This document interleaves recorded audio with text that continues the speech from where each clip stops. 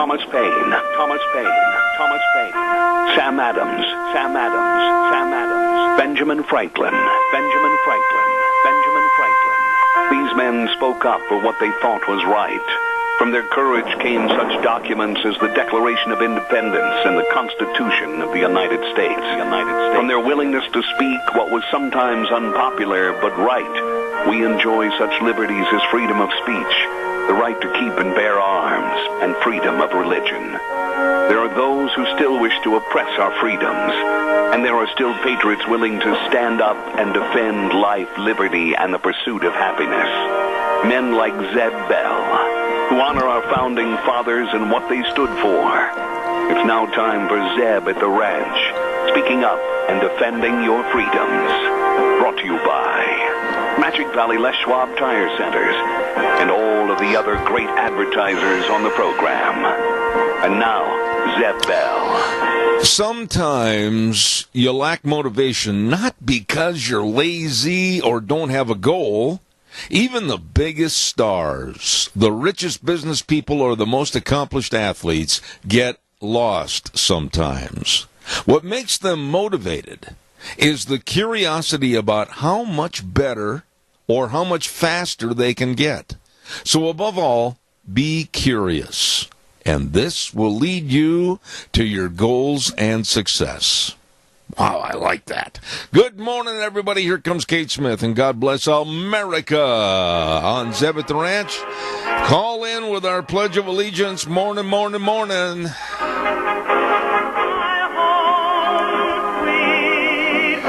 And a good morning to you. A beautiful morning outside this morning. A little chilly, but it's going to be up in, I think, the 40s. We'll have the weather forecast in just a moment. But right now, we want to say howdy doody, Zeb at the Ranch, and I'm Zeb Bell with our major sponsor, your Magic Valley Les Schwab Tire Centers, all 7 locations serving you. And, of course, some of our great advertisers, including Burley Physical Therapy and Rehabilitation at 1263 Bennett Avenue, Suite 2 in Burley, helping you get back to being you. Right now, let's go to the phone line and have our Pledge of Allegiance. Good morning. Well, good morning, sir. You again? Yeah, I figured I'd do this pledge on a beautiful morning. All right, go ahead with it. Yes, sir. I pledge allegiance to the flag of the United States of America and to the republic for which it stands, one nation, under God, indivisible, with liberty and justice for all. I appreciate it, Wheels. Thank you very much. And right now, let's go to the weather forecast brought to everybody by K&R Rental. 256 South, 600 west of Hayburn. Roger and the crew, Roger and out. They've got everything over there for the tools and equipment you need to finish any construction project. And Roger's really optimistic. He said spring is coming. He didn't say when, but he said it is coming. And they've got all the lawn and garden equipment that you might need to get a head start on some projects right now at K&R Rental, 256 South, 600 west of Hayburn. Number to call, 678-3122. Right now, here's the weather. If you're looking for sunny skies, well, you at least found them for the next couple of days. Here's your weather forecast for Zeb at the Ranch. Sunny skies is what we're looking at. High of 41, slightly breezy winds out of east-northeast, right around 10 miles an hour. Tonight, mostly clear skies, so you should be able to see the stars if you decide to poke your head out this evening. Low of about 16 for tomorrow. Again, beautiful, mostly sunny skies with a high of 43. Looks like clouds will be rolling in for tomorrow evening. It looks like mostly cloudy skies with a low of 25. Thursday, 30% chance of snow showers in the afternoon hours. Mostly cloudy skies with a high of 46. Maybe some rain showers in the afternoon for Thursday night. Slight chance of rain showers and mostly cloudy skies. Low of 33 for Friday. Slight chance of rain as well. Mostly cloudy and 47. That is your weather for Zeb at the Ranch. And I appreciate it, Gina. Thank you very much. K&R Rental, 256 South, 600 west of Hayburn. Roger and the crew on Burley Paul Highway. They're there early in the morning, 7 a.m. Number to call, 2678-3122. you. Hey, don't forget Thursday is sale day at the Burley Livestock Sale Yard. Ripping good, working for you. That's right, the sale that does work for you. Merv, May, Cade, Rogge, Lance, Udy at 1100 Occidental Avenue in Burley. Number to call for cattle consignments and sale information, 678-9411. Thursday sale day, 10:30, Burley Livestock Sale Yard in Burley. Don't you miss it. All right, calls are welcome and appreciated. 436-2244, 1-866-927-4587. I'm going to talk about a mom that fought against all the negatives that were being thrown at her from not only her neighborhood, but also the loony liberal left that absolutely was chastising and condemning her for owning a gun and protecting her family. We're going to talk about that in just a minute. Right now, I want to remind you, too, about our friends at Daryl's Cleaners. And if you're a teacher in Minidoka or Cassia County, you can get 20% off on your cleaning. If you go in there and show them your teacher's card, they want to work with you, and they want to say, hey, congratulations on being a great teacher. Well, not only that, but now spring is right around the corner. What time is springtime? It's the 20th is the first day of spring. So don't go throwing your winter coats and all your sweaters and everything back up on the shelf or in the closet, whatever, without getting them cleaned. Take them into Daryl's Cleaners, 1223 Albion Avenue in Burley, and everything will be ready for you next fall. Daryl's Cleaners in Burley, absolutely the best. By the way, too, real quick before we get started on that story, don't forget our dear friends that get to their office early in the morning at 7:30 at Ramsey Heating and Electric at 2600 Overland Avenue in Burley. Number to call, 678-0459. What a great staff they have. They've been in business for almost 60 years. That's right, 60. And believe me, all your heating, cooling, and electrical needs, they are the best. Proven. Stop in, call Ramsey Heating and Electric, 2600 Overland Avenue in Burley, 678-0459. I was so gracious, or I should say I have so much gratitude, that I just happened to watch this interview with this mother of three that wrote an op-ed on the opinion page of the New York Times. Now, let me give you a little background about this lady. She grew up in a home where there were guns. There was a circumstance after her mother and father divorced that one evening an intruder tried to get in the house and go through the little girl's bedroom window. And the mother came in with a gun, and the guy was halfway between the ladder and climbing through the window. And believe me, he saw his whole life pass before his eyes. And she gave him an opportunity. She gave him an opportunity to get down the ladder and never come back, or she would shoot to kill the next time.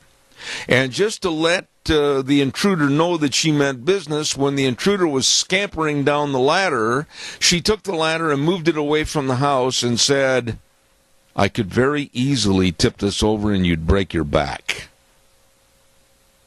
That mother was a very tough mom, and God bless her. Well, the daughter grew up, had 3 children, and her husband and the kids lived in New York State.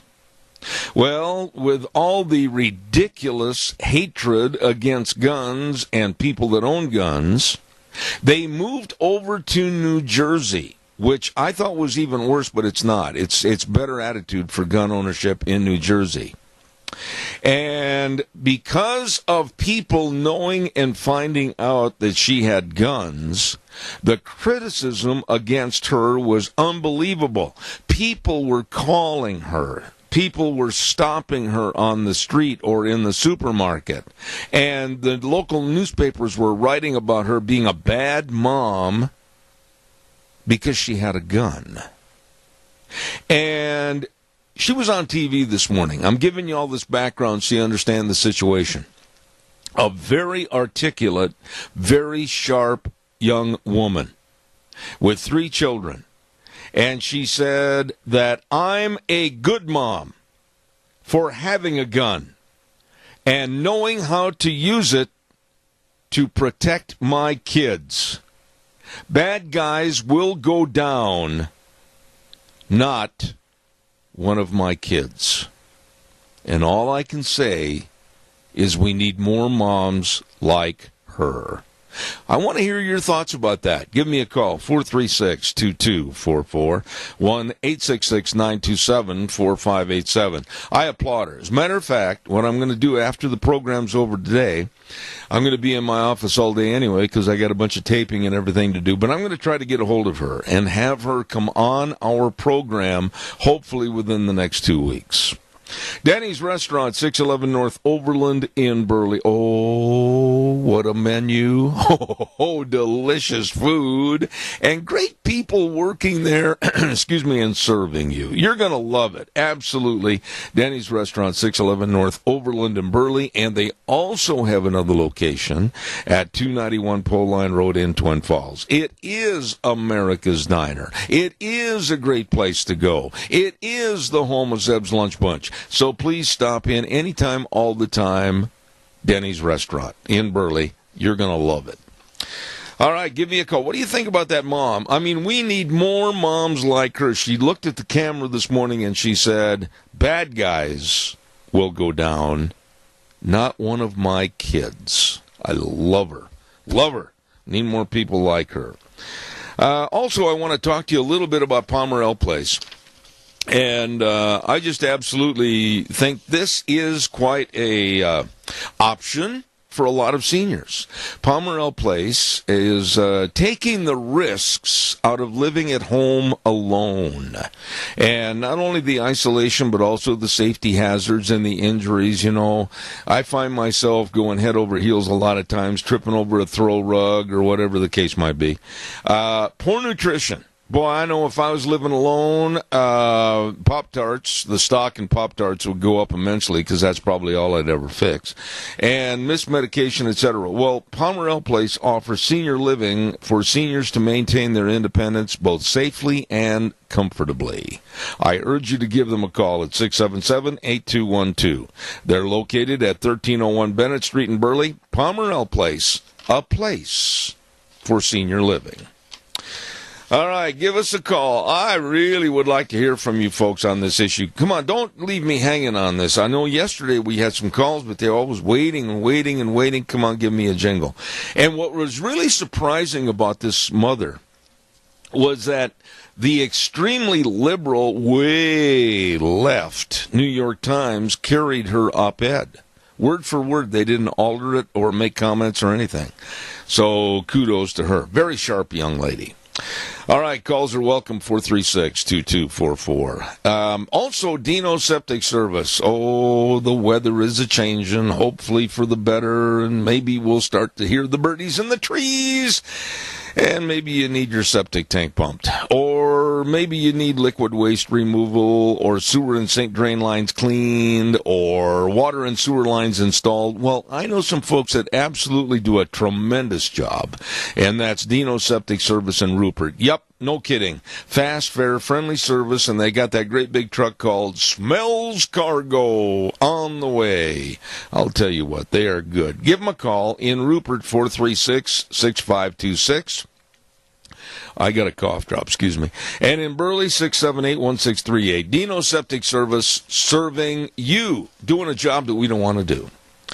All right, give me a call right now, 436-2244, 1-866-927-4587. Let's see what else have we got here. Oh, man, I really hesitated about even giving this story on the program this morning. I really did. I kind of evaluate various stories that are in the news as to their content and as to how they apply to people all across the country, not just here. And this one here, I really stopped and thought about for a while because I didn't want to be a scaremonger. But over in Great Britain, the fear is there. And you know as well as I do that what happens over there eventually comes across the water to us in the United States. I'm talking about the new threat that ISIS is developing, and I use the word developing, but they have made a threat or a promise that ISIS, are now going to develop poisons like ricin and anthrax to infiltrate grocery stores. Now, let that sink in for a minute. Great Britain has now been alerted to this threat for their grocery stores. And how great is our food security? From the truck to the loading dock and delivered and going into the grocery stores or in the grocery stores themselves. Wheels, I'm going to stop there for a minute. I notice a lot of static on the line. Is it not coming across well, or what's happening over there? No, it's not bad. It's just kind of a steady fuzz, but I was going to text you, and just in case it gets too bad throughout the hour, maybe we can change it. Yeah, let me know, and we'll change it at 9 o'clock.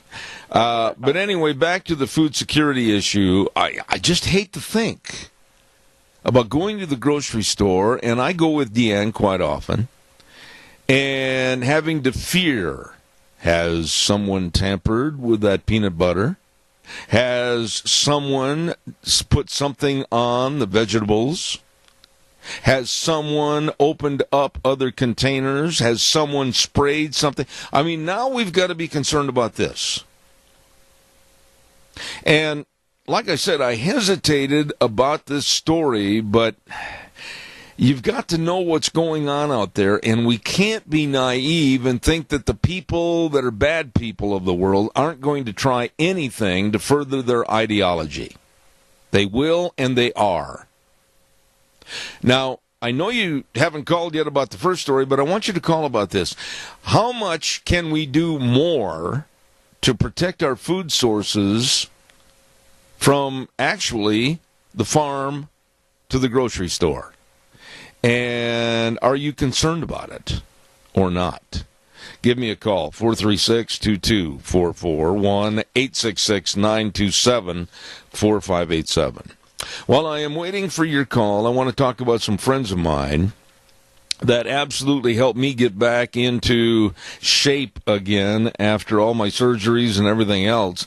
And that's Burley Physical Therapy and Rehabilitation, 1263 Bennett Avenue, Suite 2 in Burley. I'm telling you, for your aches and your pains and you're coming back off a surgery or an accident or whatever, they know all the exercises. They've got the greatest of physical therapists, and they've got the hydrotherapy pool. That pool, I shouldn't say that thing, it's that pool really saved my bacon. I must have walked, like I said earlier, 1,000,000 miles in the bottom of that thing on the treadmill. Water therapy, hydrotherapy, absolutely the best. So give them a call, make an appointment, 678-1191. Burley Physical Therapy and Rehabilitation, 1263 Bennett Avenue, Suite 2 in Burley. Did everybody sleep in? My goodness sakes. I can't believe it. Give me a call, 436-2244, 1-866-927-4587. The ratings came out for the Oscar show on television on Sunday night. And rightfully so, it had the lowest ratings ever for that event. And you would think people that are in the entertainment business and people that know what sells and what doesn't sell, or they're supposed to anyway, that they would realize that a 4-hour-plus TV show is not acceptable. People get bored. People have to go to bed. People may have had to do something else. Maybe they had to go to work. And instead of getting halfway through it, or watching a portion of it, they turned it off. But in this case, it wasn't only the duration. It was absolutely the sleazy, very sleazy way that it was presented, to where Jimmy Kimmel was disgustingly left, and it was absolutely a bashing of America and this Trump administration currently, and making fun of supporters of this administration. And I think people are really getting sick and tired of the attitude that's being pushed on us by the left in this country. Your thoughts, give me a call, 436-2244, 1-866-927-4587. I'd like to hear what you have to say about that. I'd like to hear what you have to say about anything this morning. Give us a call quickly, please. All right, this one might get you a little bit teed off, or you may be in agreement. There was a father back east. Oh, I should set it up just a little bit beforehand. A young man, I think he was about 11 or 12, riding the bus, and he was a bully. And he, for a long time during the school year, had bullied other kids on the bus, taken things from them, had got in altercations with others on the bus, etc. And pretty quick, the school district said, you're out of here. You're not going to ride the bus anymore. Well, the kid goes home. And in most cases today, mom and dad would be all upset and go, oh, my boy, he's not going to cause any trouble. Why, he's a perfect angel. You let him back on the bus. But not this dad. No. This dad, I think, should be up for Father of the Year. What he told his young son is that, no, we're not even going to ask that you get put back on the bus. You are going to run to school. It wasn't that far away. You are going to run to school every day, and I am going to follow you with my car. I don't care if it's raining outside. I don't care if it's snowing outside. I don't care if it's really warm outside, my son. You are going to run to school until you learn to change your attitude and be nice to your fellow students and the bus driver. Well, guess what? The boy really changed his personality. He had a personality adjustment. Why, he was hit from above with an attitude of, this is work. Running to school every day with my backpack filled with books, and it would be so much easier to get on the bus and sit there and keep my mouth shut and behave and not have to run to school. However, as most liberals do, they have attacked the father, and they have said that he's a poor parent and not concerned for his child's welfare. What are your thoughts? I think this father did the right thing, and he didn't let the kid just run to school unobserved. He followed him in his car. They showed the video of it. And I think it was great. He didn't spank him. He didn't do anything to him, except he just laid the law down. You are going to run to school. You are not going to do anything else but just pay attention to what I'm telling you. I think this was fantastic. What are your thoughts? Give me a call, 436-2244, 1-866-927-4587. Right away, the left goes in poor parenting. Why, they shouldn't have children. How dare he force his kid to run to school? I think it's phenomenal. All right, give us a call. Barry Equipment. Did everybody sleep in this morning? Hello. Let's have a wake-up call. Where's my little bell? Here it is right here. Good morning. Everybody up. Here we go. Barry Equipment and Rental. Sales, service, and parts, 159 West Highway 30 in Burley. Oh, my goodness, with Juan and the crew. And then also Addison Avenue West in Twin with Eli. And another location up in Nampa. Oh, they're the premier Bobcat and Doosan equipment sales, service, parts, and rental dealership. And they've got everything over there. I'm telling you what, they've got all the Bobcats, all shapes and sizes, new and used excavators for sale or rent. Like I said, equipment rentals, retail equipment sales, all there at Barry Equipment and Rental. Highway 30 in Burley with Juan, Addison Avenue West in Twin with Eli, and also up in Nampa. Barry Equipment and Rental. It's the first time in my life I ever was craving to hear the moo of a cow this morning. All right, give us a jingle, 436-2244. Well, I'll be darned. Hello, good morning. How are you? Good morning, Zeb. I'm fine. Well, you know what I'm going to do because you broke the ice? I'm going to buy your lunch at Lunch Bunch. Oh, Zeb. Why, thank you. Well, Thank you. no, thank you. I mean, my goodness, I thought for a minute I was going to have to tap the microphone and say, is this thing working or what? Now I got a whole bunch of them. All right, go ahead, Linda. Oh, dear. You know, I think that was a great story about the kid. I think that father did exactly what needs to be done. And, you know, really, he didn't abuse the kid because if there had been an injury or the kid had fallen or needed help, he would have been there. Yep. But he made that kid take some consequences. Absolutely. And I'm afraid that's what's not happening to a lot of kids in our country. Oh, I couldn't agree more. Little Johnny and Susie are pampered prima donnas that are getting away with mayhem and almost murder, and I'm sick and tired of it. I'm glad this kid had a personality change, and I'd like to nominate that father for Father of the Year. Yeah, I would too. You know, I watch my own kids with their two, and they're pretty good about not giving into their concerns where there's a problem on the kids' part. Yep. I tell you what, be taken care of, and talking through it with them, and working with the teachers and so forth. Yep.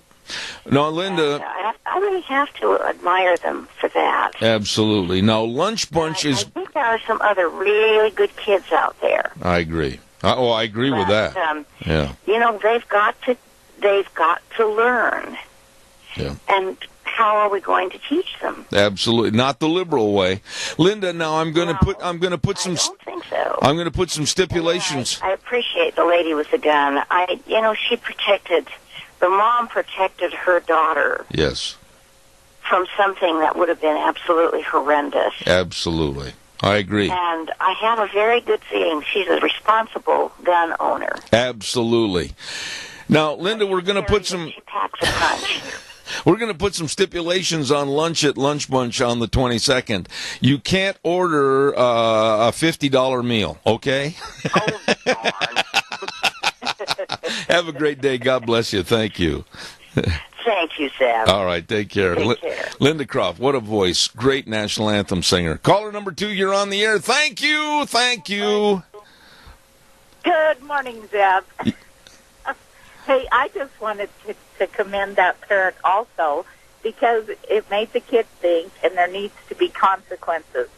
I had a similar incident where I was giving a little girl riding lessons, and she just wanted to run off on the horse and not pay attention. And so I got her down on the ground, and I made her run the pattern of foot instead of a horseback. And if you've ever ran in an arena with 4 or 5 inches of dirt, it'll jerk the slack out of you pretty quick. Well, I can relate to that, because when you're a fat old man on crutches and you try to go across the arena, there's no slack to be jerked out of. Exactly. And it got her attention, and it got her to think it. But I think that's the problem, is we don't have any consequences for the kids, and we don't follow through with things to make them. Let me ask you this question. Let me ask you this. Why in the world would the busybodies of the world, which is the liberal left, why in the world would they come out with condemnation against the father because he stopped the bullying on the bus, he stopped the potential problem of somebody getting hurt on the bus, he did all of this by just saying to Junior, you're running to school, but yet the liberal left has to come out and stand up for the kid? And guess what? It's none of their business. It's not their kid. Amen. That's the problem. Amen. Well, listen, please do not yell at me and make me run across the arena, because you'll be all day getting sunburned before I get done. Yeah, but I'm also really concerned about the food source, because if you've ever looked around, there's a lot of foreigners that drive trucks. Yep. That have access to things. Absolutely. So it's something to think about. Well, it's not only something to think about, but, I absolutely am going to approach our congressmen and our senators on this issue, because I think cognizance is absolutely demanded on this issue, to the point where maybe we better start thinking about tightening up the food chain. Yeah. Keep us informed, and let's all be really aware of this. Absolutely. It could be so easily done. Absolutely. Thank you very much for calling. God bless you. Thanks. Have a great day. Thank you very much. I love the fact that the parents here, I know there's exceptions. I know there's liberals out there that are going, how dare they make that child run through the snow and the rain and the hail? Oh, get a life. And they're going to stand up and say, that father should be thrown in jail. Oh, I get so sick and tired of this. Parenting is teaching. And I'm not going to stand up on a soapbox and say that I was an excellent parent, because I probably was not. But my kids grew up pretty good. And they've achieved a lot. And I didn't have to bail them out. I didn't have to dry them out. And we were pretty strict. And I'm really, really proud of what Jake and Toby have accomplished. And the proof is in the pudding. Because they have children that are absolutely good, polite kids. Enough said. Caller, good morning. You're on the air. Good morning, sir. Yes, I'm waiting for your call. Why wasn't it here 25 minutes ago when I was struggling? Well, I had two customers I was dealing with. You got to set your priorities. About my grandkids. Okay, thank you, Doug. Anyway, the parenting deal. Look what we've got now in kids, and look at their attitudes. Yep. Okay, you go back about 30 years. That's when the left started coming out with you can't spank kids. Yeah. Where the kids could sue the parents for spanking them and stuff like this. Well, this is the product of what you get. Yep. I couldn't agree more. Now, let me ask you something. You're a little younger than I am, but not much. What are you, about 78, 79? I'm kidding. But, when I was growing up, I was raised in a very strict German household. And when we went to the store, we could say, Mom, would it be all right if we had that? And she would say no. Or she might say yes. But that was it. That was the end of it. If we got a no, we'd better not bring it up again, or we may find ourselves on the wrong hand of the backhand of her hand. Yeah, it'd take you a week to catch up with yourself. Yeah, I mean, your eyes are going to be spinning, and it's not going to be like being in Las Vegas.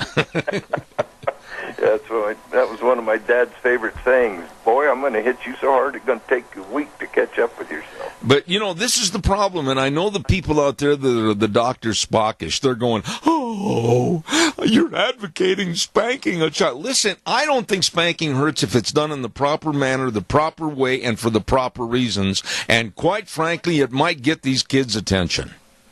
Exactly. You just go back and read that verse in the Bible. Yep. Where you use the rod and save the child, or spare the rod and lose the child. My dad had a whole bunch of broken rods. Mine did too. He didn't spare anything, and he had trees in close proximity. Oh, yeah. Anything he could grab a hold. And he had the biggest hands. I mean, he was a former boxer. And his hands were all beat up, broken, and swollen up permanently and everything, and they were huge. He had to have gloves, sometimes special made. And when you saw one of those things coming at you for your backside, you knew that the end of the world as you knew it was going to come to an end. Exactly. Yep. Yeah, my dad's hands were big enough. He could hold a basketball. He could palm a basketball. Oh, yeah. I relate to what you went through. Amen to that. Hey, give us your spiel quick. I got another call coming in. Yeah, but one thing I want to say, though, is they want us to stop bullying. Yeah. This guy's taking care of his part, stopping his child from bullying, and yet they come down on him. That's the whole point I was making earlier. He stopped the problem, and he corrected the problem, and he erased the problem. Yeah, the kid will think twice next time because he's going to have to run to school, maybe 2 days instead of just 1 day. And the only thing that it cost the father was buying the kid a new pair of tennis shoes. He wore the other ones out. Exactly. Okay. Exactly. That will be a lesson that kid will remember a long time. There you go, Doug. Go ahead, man. Anyway, let's take care of our senior centers out there. All right. They built this country. We're reaping their benefits, so it's time we take care of them. Well done, my friend. Thank you very much. God bless. All right. Hey, caller, good morning. You're on the air. Thank you. Hi, Zeb. Me again. When you mentioned this thing about Dr. Spock said we shouldn't spank our kids, I think that I did not read it, but I have been told that he retracted that at the end, but it wasn't well published, of course. Yep. The other thing was that when I worked in the Minnesota County schools, I believe I've mentioned this, so they made us take the first 6 lessons of the parenting course that parents of juvenile delinquents had to take after the judge had found their child guilty. And the facilitators who helped teach the class, some of them in the area, came and talked to us, and they said one of the judges in Minnesota County said he did not feel it was wrong for a parent to give a child 1 or 2 spats on the backside, the fat part of the backside, with their hand if they did something that they shouldn't do. Yeah. I'm kind of bearing my chest here. I was not a very perfect child. I know you find that hard to believe, but I caused and created a lot of my own dilemma.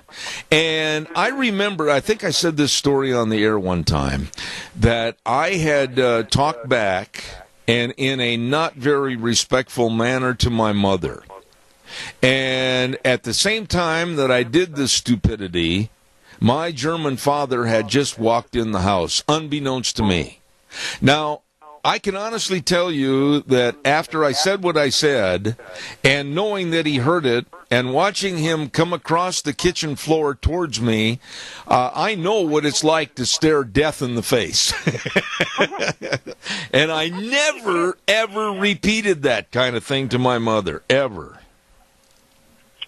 Well, good enough. All right. I have to appreciate my parents, because if the teacher said that I needed to do better at school and call my mom in for a parent-teacher conference right then, because we didn't have special days for it. I think they did some of it at PTA meetings. Yeah. Parents were subject to calls from the teacher right on that day, or very shortly thereafter to come and talk. And if the sister said, you need to do better, my mom agreed. Absolutely. However, if the teachers did not understand my needs and regarding my vision problem and things, they would be very quick to talk to the teacher and see if they could come to an agreement or an understanding of what the teacher was doing. Absolutely. And so I felt that they were on my side, but I had to function and do my best. I agree. I've got another call waiting. As home discipline, too. I agree with that. Linda, I got another call waiting, but I want to tell you how much I'm looking forward to buying your lunch on the 22nd. God bless you. Thank you. Take All right. care. Thank you. Wheels, we got a little silver bullet there as far as the sound, so help me on that. Caller, good morning. You're on the air. Quickly, I'll take your call before I do the weather forecast. Yes. Are you? I was wondering, you were saying you're going to go talk to the state legislature on these trucks? On the what? Going in about these truck drivers and the food.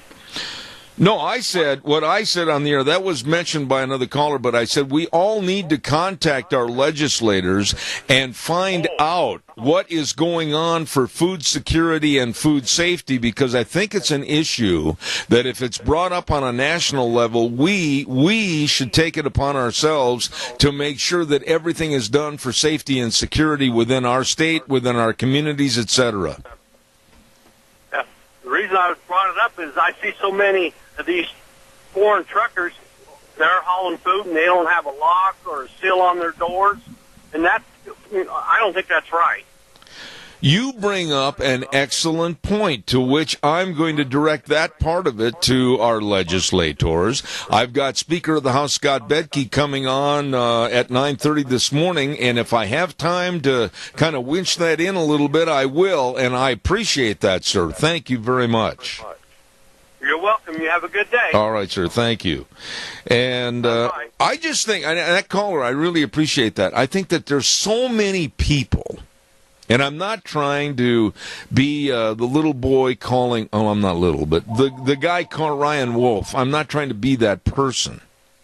But if it's brought up elsewhere for security reasons, in whether it's Great Britain, whether it's Germany, whether it's on our eastern shore in New York, doesn't make any difference. If the fear is out there and the seed has been planted that somebody might do something like this, don't you think we'd better shore up security for our food right now, instead of waiting until all of a sudden the worst happens? Calls welcome, 436-2244, 1-866-927-4587. Let's not forget our friends that are sponsoring our weather this hour. Deanne, if I could get you to shut that door right here, I'd appreciate it. We got people coming in the house, and it's all noisy, and they're chit-chatting, the dog's barking. Don't forget our friends at Mount Harrison Audiology and Hearing Aids, and they are located right behind the Minidoka Hospital, across from the emergency room, and the number to call to make an appointment, 312-0957. Deanne, close that door right there, would you please?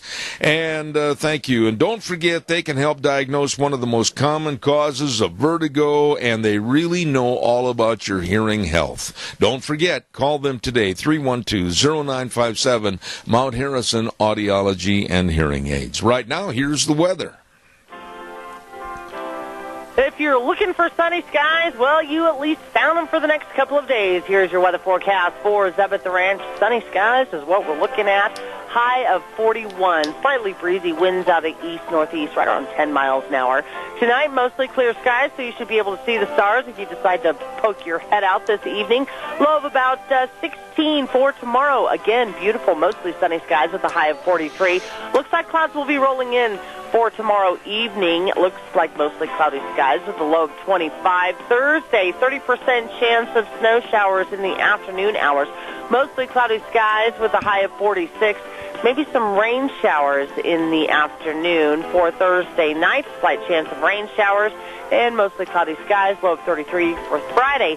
Slight chance of rain as well. Mostly cloudy and 47. That is your weather for Zeb at the Ranch. Dr. Pickup and Dr. Mitchell serving you, and believe me, they can help you with your hearing. They help me. They can and will help you. And that's at Mount Harrison Audiology and Hearing Aids. The number to call for an appointment, please do it, 312-0957. Calls are welcome, 436-2244, 1-866-927-4587. Give me a call. You know, really, nobody wants to sit and talk about something that may become a big negative. You know, how they say, well, you shouldn't have brought it up. Why, you might have planted a seed in somebody's mind. Why, you shouldn't have said that. But wait a minute. I'm not the one that started the story. The story is occurring because of worries and fears over in Great Britain. And you say, well, that's over there. It's not here. Absolutely. But what's to say that something or somebody, you know, the copycat syndrome is very, very strong. They won't pick up on what's happening over there and attempt it over here. And I honestly feel, and somebody from a grocery store or any part of our food services, tell me if I'm wrong, our food supply, I think, is very susceptible. That's my own personal feeling. Because of the freedoms of our society and the hurry up from basically the field to the plate to get everything to the stores and get it processed and everything else.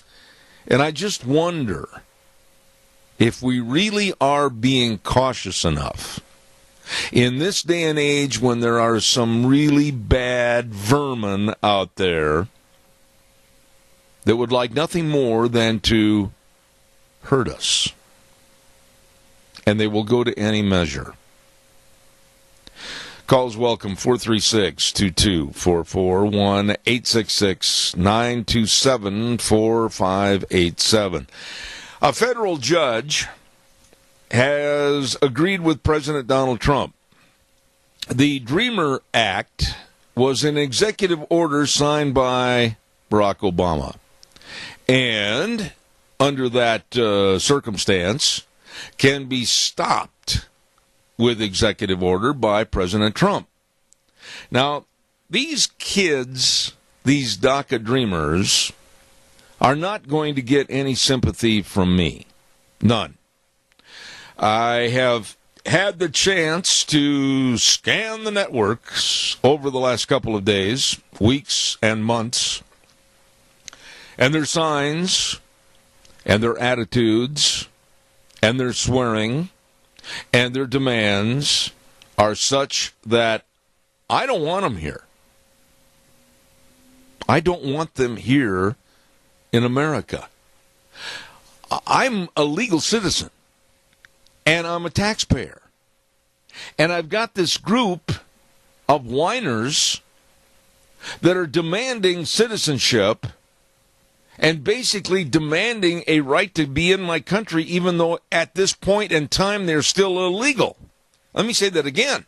At this point in time they are still illegal.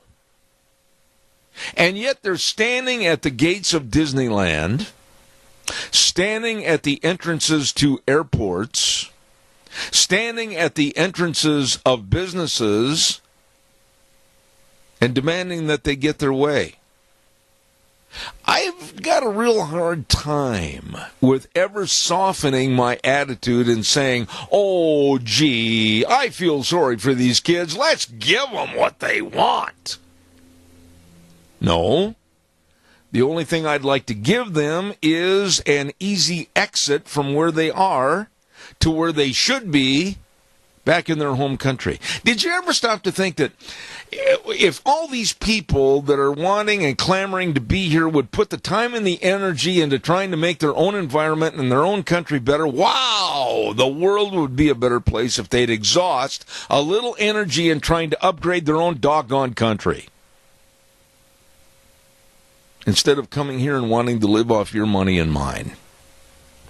Calls are welcome, 436-2244, 1-866-927-4587. And don't give me this story about, oh, they're all rocket scientists. Oh, they're all going to come up with great business leadership goals and everything.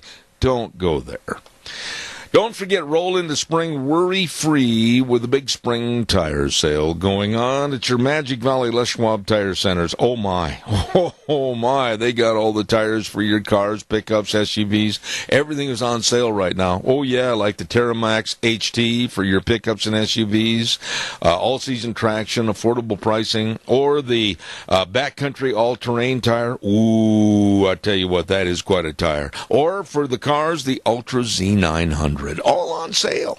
And don't forget, too, at all 7 locations, they have the best in brake service, highly trained technicians, front-end alignment, shocks and struts, batteries, all of this with the best of service at your Magic Valley Les Schwab Tire Centers. Lane and Rupert, Dave on Blue Lakes and Twin, Mike and Buell, Mike and Jerome, the Twist family in Paul, Daniel on Poline in Twin Falls, and Randy on Overland in Burley. The best. Your Magic Valley Les Schwab Tire Centers. Caller, I've got it 1 minute and 32 seconds. Well, this is Chris, and I've called you before on the same subject. If you want to come into my country legally, well, then we'll welcome you. But if you sneak in, that doesn't mean you really want to be here for all the right reasons. And I think that other countries in this world recognize that. And believe me, you sneak into their country and you sit in jail until somebody comes and gets you. And I believe that the most strong thing that America has going for them is the variety of races that we have here in our country, and they all come with special talents. We need that. We do. But we need them to come legally so they can walk on the streets with their heads held high. I have no argument with anything you said, but I will not be forced, coerced, or demanded to that I accept somebody under the premise of I'm here and you better like it. I don't buy anything that way. Well, if they come here illegally, they're thumbing their noses at the justice system. I got to run. So that puts us in a real disadvantage. They've got to come here admiring what goes on in our country. Otherwise, don't come. Amen, Chris. Very well stated. Thank you. I got to run to the news, but I appreciate it. Thank you very much. News next from CBS. I'll be back in 7 Wheels. I'm going to call you back on this line. Give me a couple of minutes. Thank you. Oh, my. Here we go on a beautiful, I haven't said that very often, beautiful Tuesday morning, and the sun's shining, blue sky. It'll probably snow a foot. Anyway, good morning and welcome back to the program. And Zeb at the Ranch brought to you by, of course, our major sponsor, your Magic Valley Les Schwab Tire Centers, all 7 locations. And, of course, Burley Physical Therapy and Rehabilitation, one of our great advertisers at 1263 Bennett Avenue, Suite 2 in Burley, helping you get back to being you. We just had a dear friend stop in and see us this morning for a few minutes, Jack Euler, and he's going to come on my program in a couple of days. Thanks, Jack, for all that you do and all the information you left. By the way, Wheels, it's time to hear about our friends at Western Way Services. From the canyons of the Snake River and all across southern Idaho, we're always at your disposal. Western Way Services, we care about our community, our resources, and this great land. Western Way Services is lending a hand, always at your disposal. Western Way Services. Oh, my goodness, get the dumpsters. They've got dumpsters in various sizes. I mean, you can get a little bitty one, a bigger one, a great big one. Fill them up. They'll deliver them. You fill them up, they'll come and get them. Oh, my. They are always at your disposal. I mean, put one out your back window and just open the window and start chucking stuff out the window and get rid of everything you don't need. My case, I don't think there's a dumpster big enough. Anyway, Western Way Services, always at your disposal. Please call. Get on the route service, get a dumpster, whatever. They can and will serve you. 734-6969. You call them today. By the way, some people that we've had on our program for a long, long time and that absolutely are there to serve you, and I'm talking about our friends over at Hanson Mortuary, 710 6th Street in Rupert. The number to call, 436-5636. You really don't appreciate what they do and how well they treat you until there's a time of need, when there's a passing of a loved one in your family, and they are always serving you with the highest ethical standards with unquestioned integrity. They are there to serve you, and they will. Please call them at 436-5636. Hanson Mortuary at 710 6th Street in Rupert. And Joel Heward also serving you at Morrison Payne Funeral Home on East Main in Burley. Really, really nice people. Well, when you talk about nice people, this gentleman has been on our program many, many times in the past, and we're glad to have him back with us this morning. He is the director at the National Cybersecurity Society, and he's written a book called The Devil Inside the Beltway. Good morning, Michael Doherty. How are you?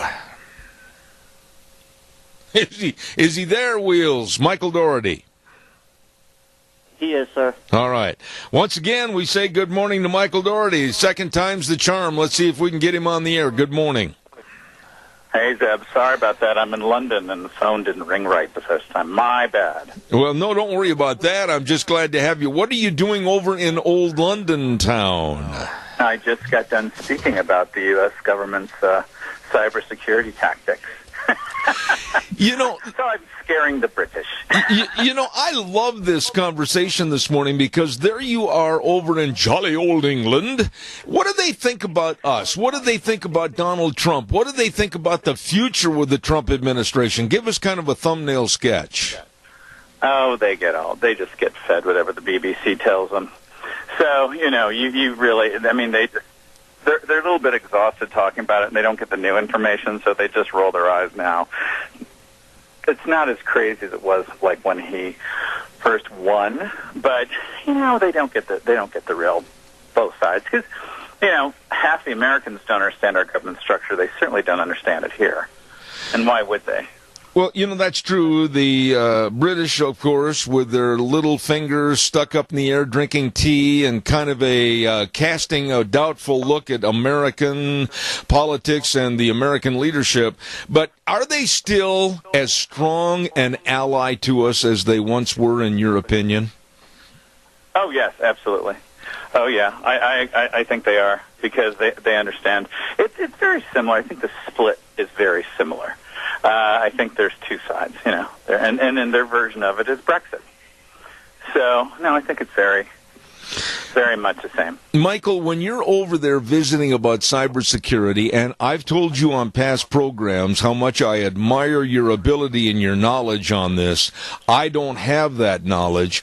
Where are we in the world today as far as our allies and ourselves and being prepared? I mean, the cybersecurity seems to be the biggest fear right now today. Really, where are we?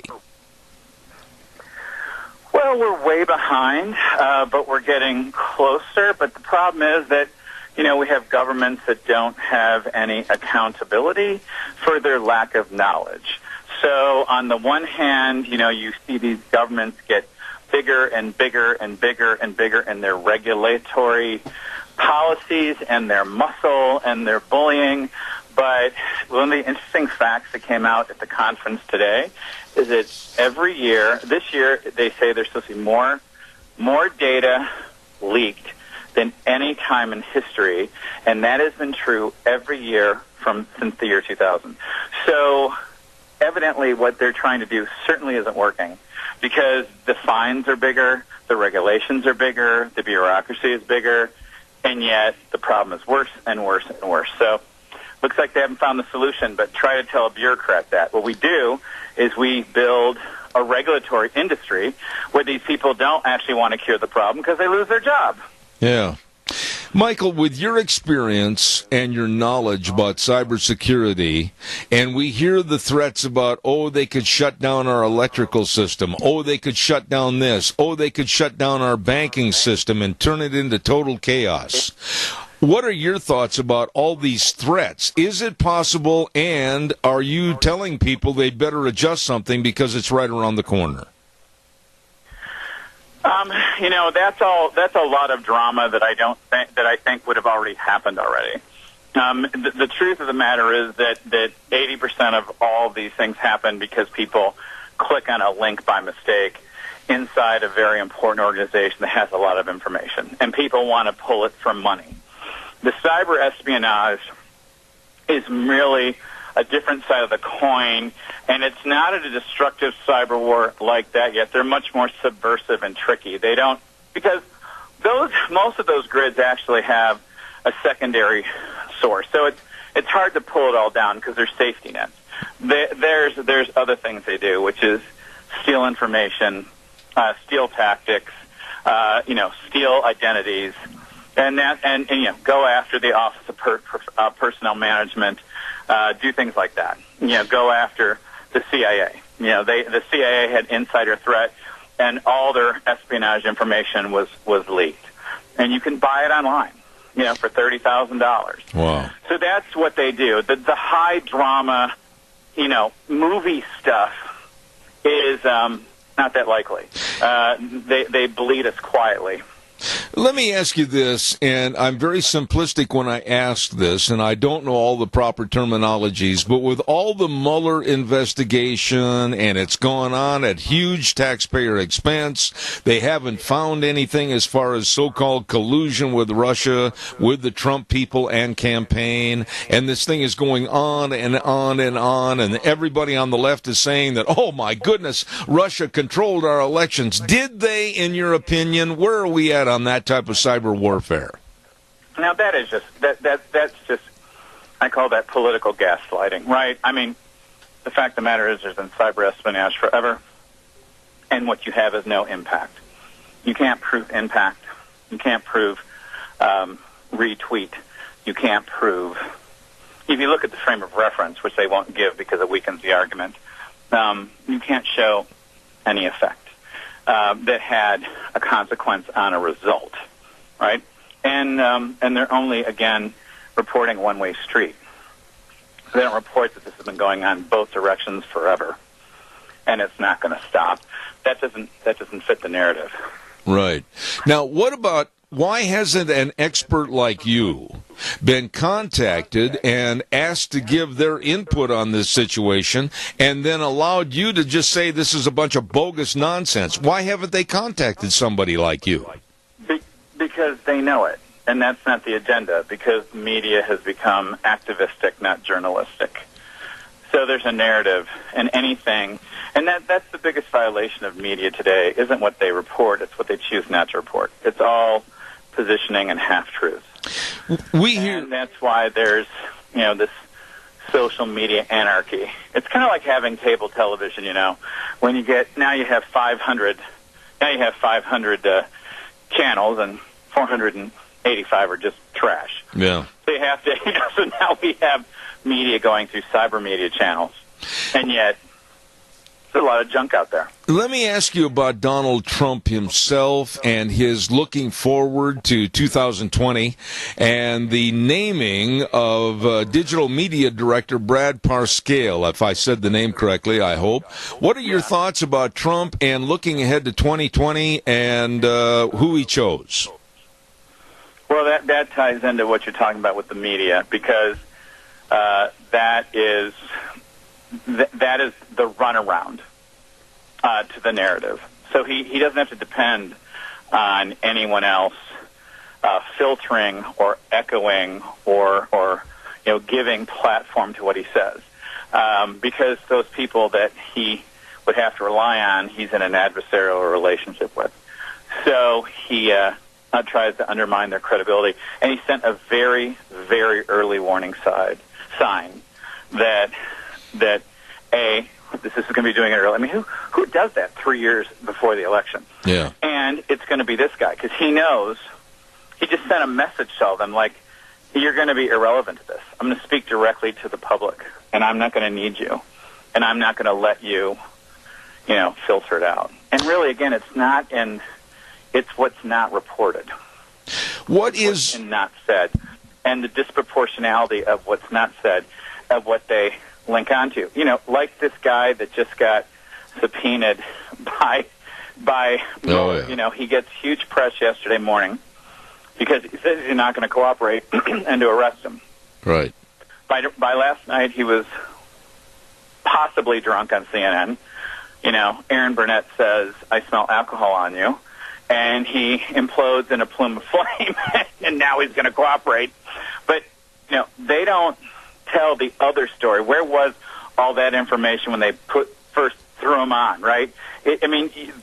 Before he was half-crocked on CNN, he was the lead story on NBC and ABC and everybody else. And they're using these words like startling, incredible, fantastic, unbelievable. And that leads people. They want to mislead people without having fingerprints on it.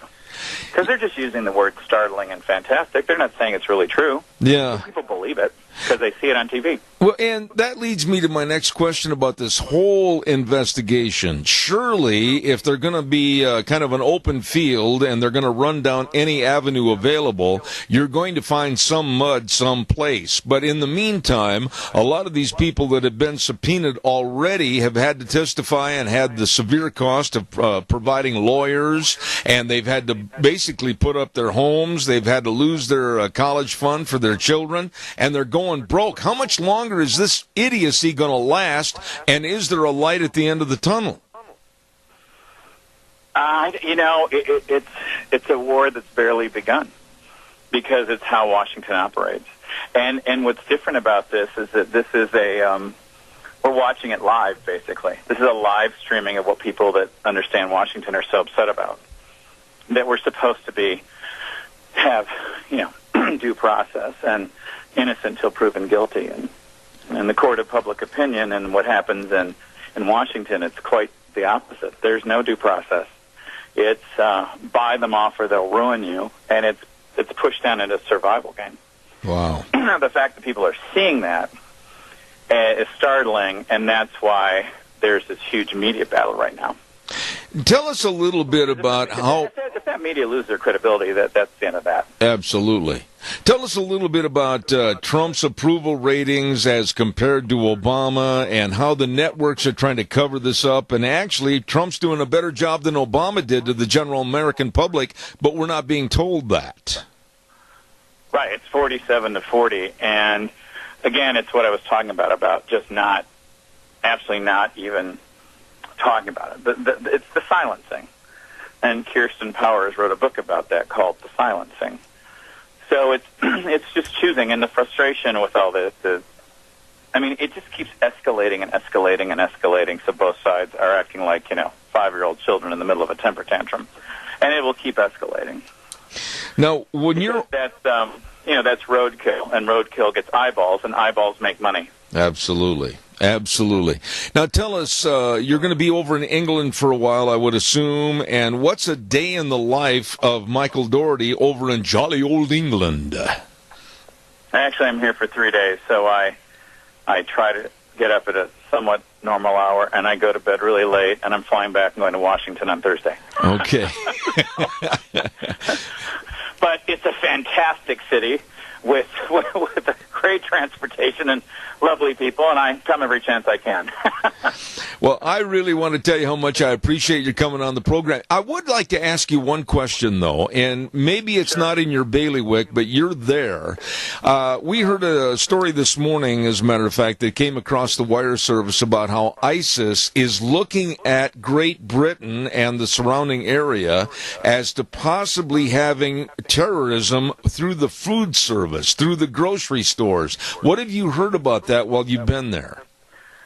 Well, I've only been here 24 hours, so I haven't heard that. But it wouldn't surprise me with, a laid down network already. It's how deep into the ecosystem that gets, and there's not an ocean protecting. That's right. It wouldn't surprise me, but I haven't read anything about it. Okay. Well, I want to tell you how much I appreciate having you on the program. This man knows. He's the director at the National Cybersecurity Society and author of the book, The Devil Inside the Beltway. Michael Dougherty, thank you for taking the time over in jolly old England to come on our program this morning. My pleasure, Zeb. Take care. Take care. Thank you very, very much.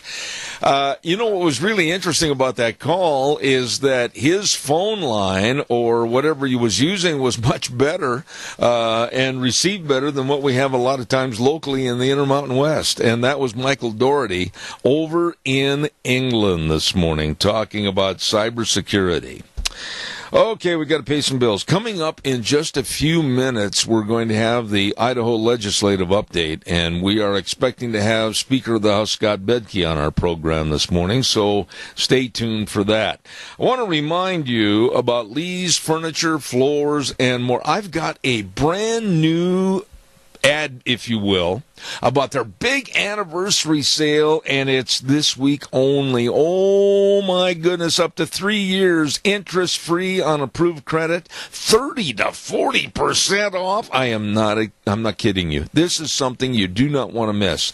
They've got all the living room groups, they've got all the recliners, they've got all the sofas, they've got the dining sets at prices that are unheard of.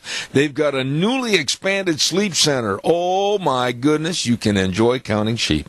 And all the carpeting, everything for your home at that big anniversary sale going on at Lee's Furniture, Floors, and more. We're going to have Jeff on the phone with us here later this week.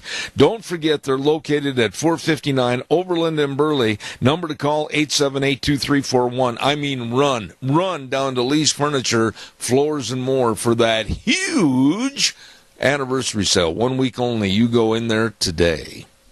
All right, calls are welcome. 436-2244, 1-866-927-4587. We had a little public service note I've got to get on here quickly, and I seem to have lost it. It's about, there it is, Raft River Rodeo Club. They are going to be having their second annual dinner and auction this coming Friday, March 9th at 6:30 p.m. It's going to be held at the Raft River High School gym, and they've got all kinds of great auction items, including handmade quilts and log furniture. Oh, my. Dinner is going to include pulled pork, salad, rolls, your choice of dessert, and all the funding that they gain at this great big annual dinner and auction is going to go towards the rodeo kids' entry fees and sending the top cowboys and cowgirls to the state and nationals. Raft River Rodeo Club annual dinner and auction coming up on this Friday night at 6:30 p.m. Don't you miss it. By the way, too, want to remind you about our friends at Let's Ride, Nick and the rest of the crew. We had Nick on the program last week, as a matter of fact. And if you have already purchased four-wheelers and you haven't got them serviced and ready to go for this spring, well, what are you waiting for? You better give them a call and get those machines over there and let Tyson and the rest of the great folks out in their service department get everything ready to rock and roll this spring and summer. All you need to do is call 436-4771. Get them over there at 270 Highway 24. Between Rupert and the World. Let's ride. And if you've never had a four-wheeler, oh my goodness, get over there, check out the showroom. They have got a huge showroom full of them. Absolutely. Let's ride. 270 Highway 24 between Rupert and the World, where the fun is sold. Wonderful people serving you. And if you're in that neck of the woods, or, as I always say, that part of the desert, don't forget to stop in and see our friends at Cameron and Siemens Insurance for all your life insurance, health insurance, retirement planning, employee benefits, and so much more. The only thing you need to do is take the initiative to give them a call and make an appointment. The number's 436-4424. That number again, 436-4424. Cameron and Siemens Insurance, Highway 24 in Rupert. You be sure and give them a call today, okay? Let's see, what else have I got here real quick. I mentioned earlier this morning, and I had a call during the news break, and some folks said, we didn't hear that. When's the next lunch bunch? And the next lunch bunch is going to be for the month of March on March 22nd. That is on the 22nd, Thursday of this month, lunch bunch at Denny's. Don't you miss that, okay? And I owe Linda Croft lunch. And I even mentioned to my dear friend Jack Euler that stopped in and gave me some information while I was on the newscast here at 9 o'clock that I'd buy his lunch too. Great, great people, and look forward to seeing them there. Let's see what else have we got doing here. In just a moment, we are going to have our Idaho legislative update. And I want to give a real plug and a shout-out to Clay Handy and all the great folks at Handy Trucking at 400 West, 100 South of Paul. You know, here's a business that was started way back in 1928. and the founder was Leo Handy, and both he and his father served in the Idaho State Legislature. Did you know that? And they are very proud of the good men that are in our area serving up at our legislative session. And that's why when we went to Handy Truck Lines and talked to Clay, he said, "You bet we'll sponsor it." So we want to say thank you very much to Clay Handy and Handy Truck Lines, providing transportation services to Idaho and the surrounding states. And they've got terminals in Pocatello, Meridian, and Salt Lake City, Utah, and celebrating their 90th year in service and in operation to all this area. Congratulations, Handy Truck Lines. Right now, let's go to the phone line, and let's see if the Speaker of the House, Representative Scott Bedke, is ready to go. Scott, are you there? Good morning. Good morning, Deb. He's there, sir. All right, Scott, good to have you on the program. How are you, sir? Well, I'm doing well. I'm doing really well. Can you hear me okay? You're coming through better. Wheels is going to have to run the gain a little bit on the feedback, but you're doing great. How are things up at the legislative session? Well, it's we're at the intense part of the session where everyone is scurrying around to get their stuff through the process, and so. But there's been a lot of good activity this last week. I think just to click off a few of them, I think that in our area with CSI, the workforce development monies are to expand those programs to get workforce training and get kids coming out of high school with some type of certificate, and removing some of the emphasis on a baccalaureate or a university degree and moving to the skilled trades, that type of thing. That is moving. I think that's going to be a net good thing for our area. CSI sure does a good job on that, and frankly is the envy of the rest of the state. They're just a great partner to have in the community with CSI. The big tax bill has passed off of the Senate floor and is sitting on the governor's desk, waiting to be signed. So that's a good thing. With the a couple of other smaller things, but it'll end up being a big deal. Is the expansion of an INL to include the small modular reactors and the tax. We just had to tune up.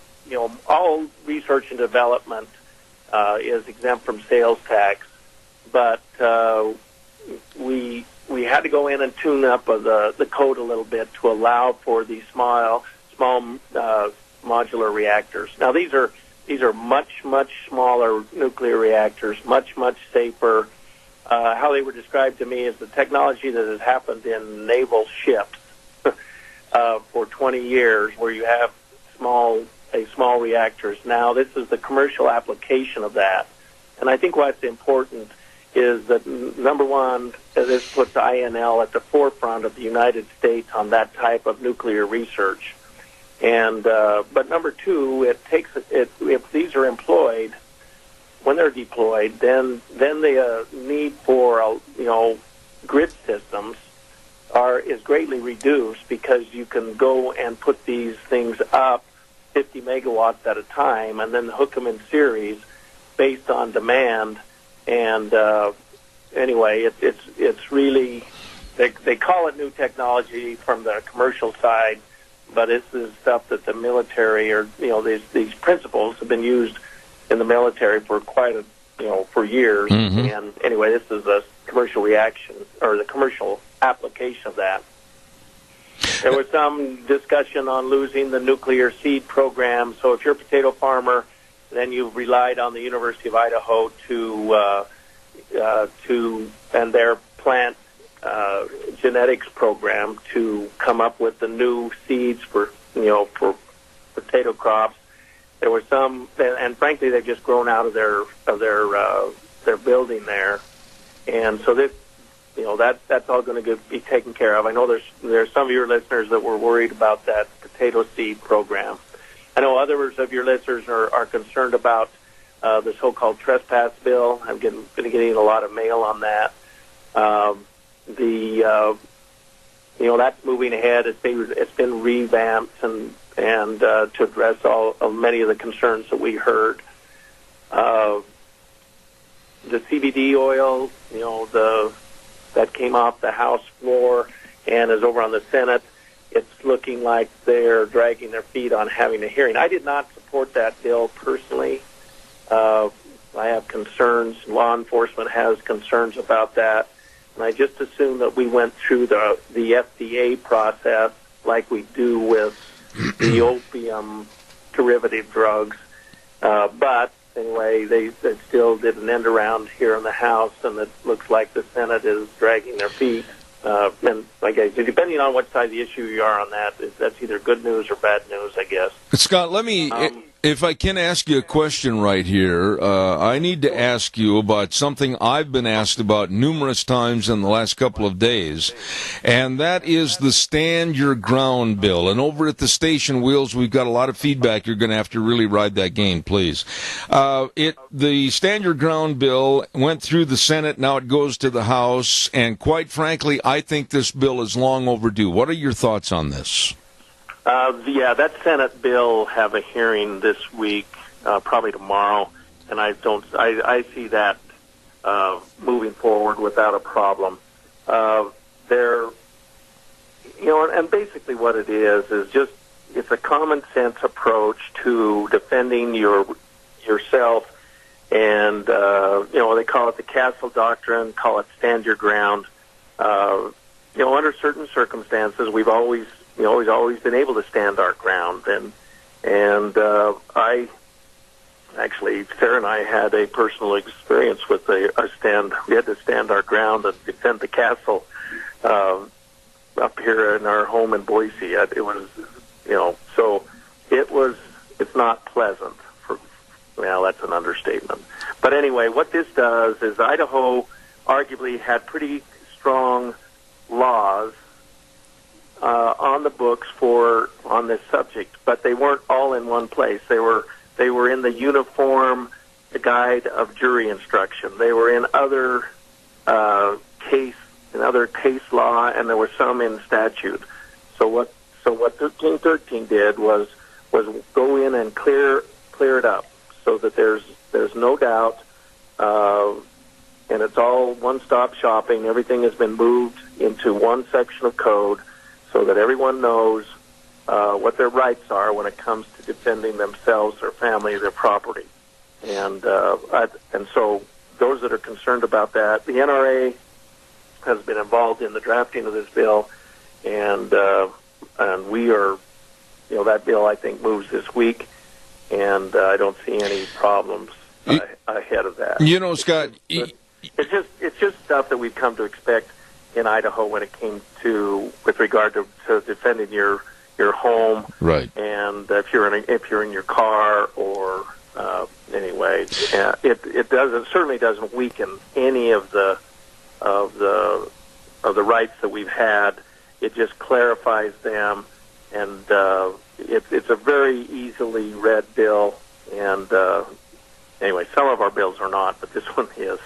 Well, anyway, I think there's it goes through, no problem. Well, the thing that I was really upset about, and I think a lot of my listeners that called, and they had a lot of interest in this bill, is the fact that the Democrats always seem to take the side that those of us that are legal gun owners, we are untrained and we're making assumptions on who is guilty and who is innocent. When somebody is in your home and somebody is trying to attack either you, your wife, your kids, or your family in its entirety, I don't think there's much chance to try to assume whether they're guilty or not. That's why the bill gives the homeowner the protection and the security they need at a split second.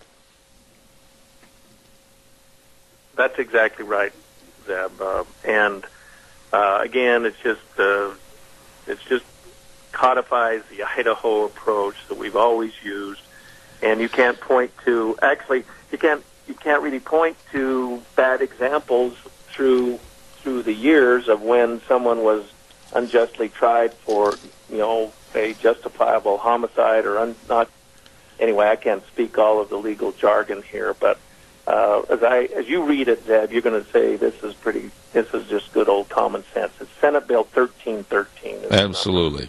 Now, let me ask you a little bit about a subject, again, I've had calls on over the last 6-7 days, and that is Marsy's Law. Can you explain that so that everybody can understand it, the good, the bad, and the ugly of that law? Well, Marsy's Law is well, nobody's got to worry about it because it didn't make it off the House floor yesterday. Since it would have amended the state constitution, it needed 2/3 of a vote, or 2/3 of the body to support it, or 47 votes, and it only got 42 votes.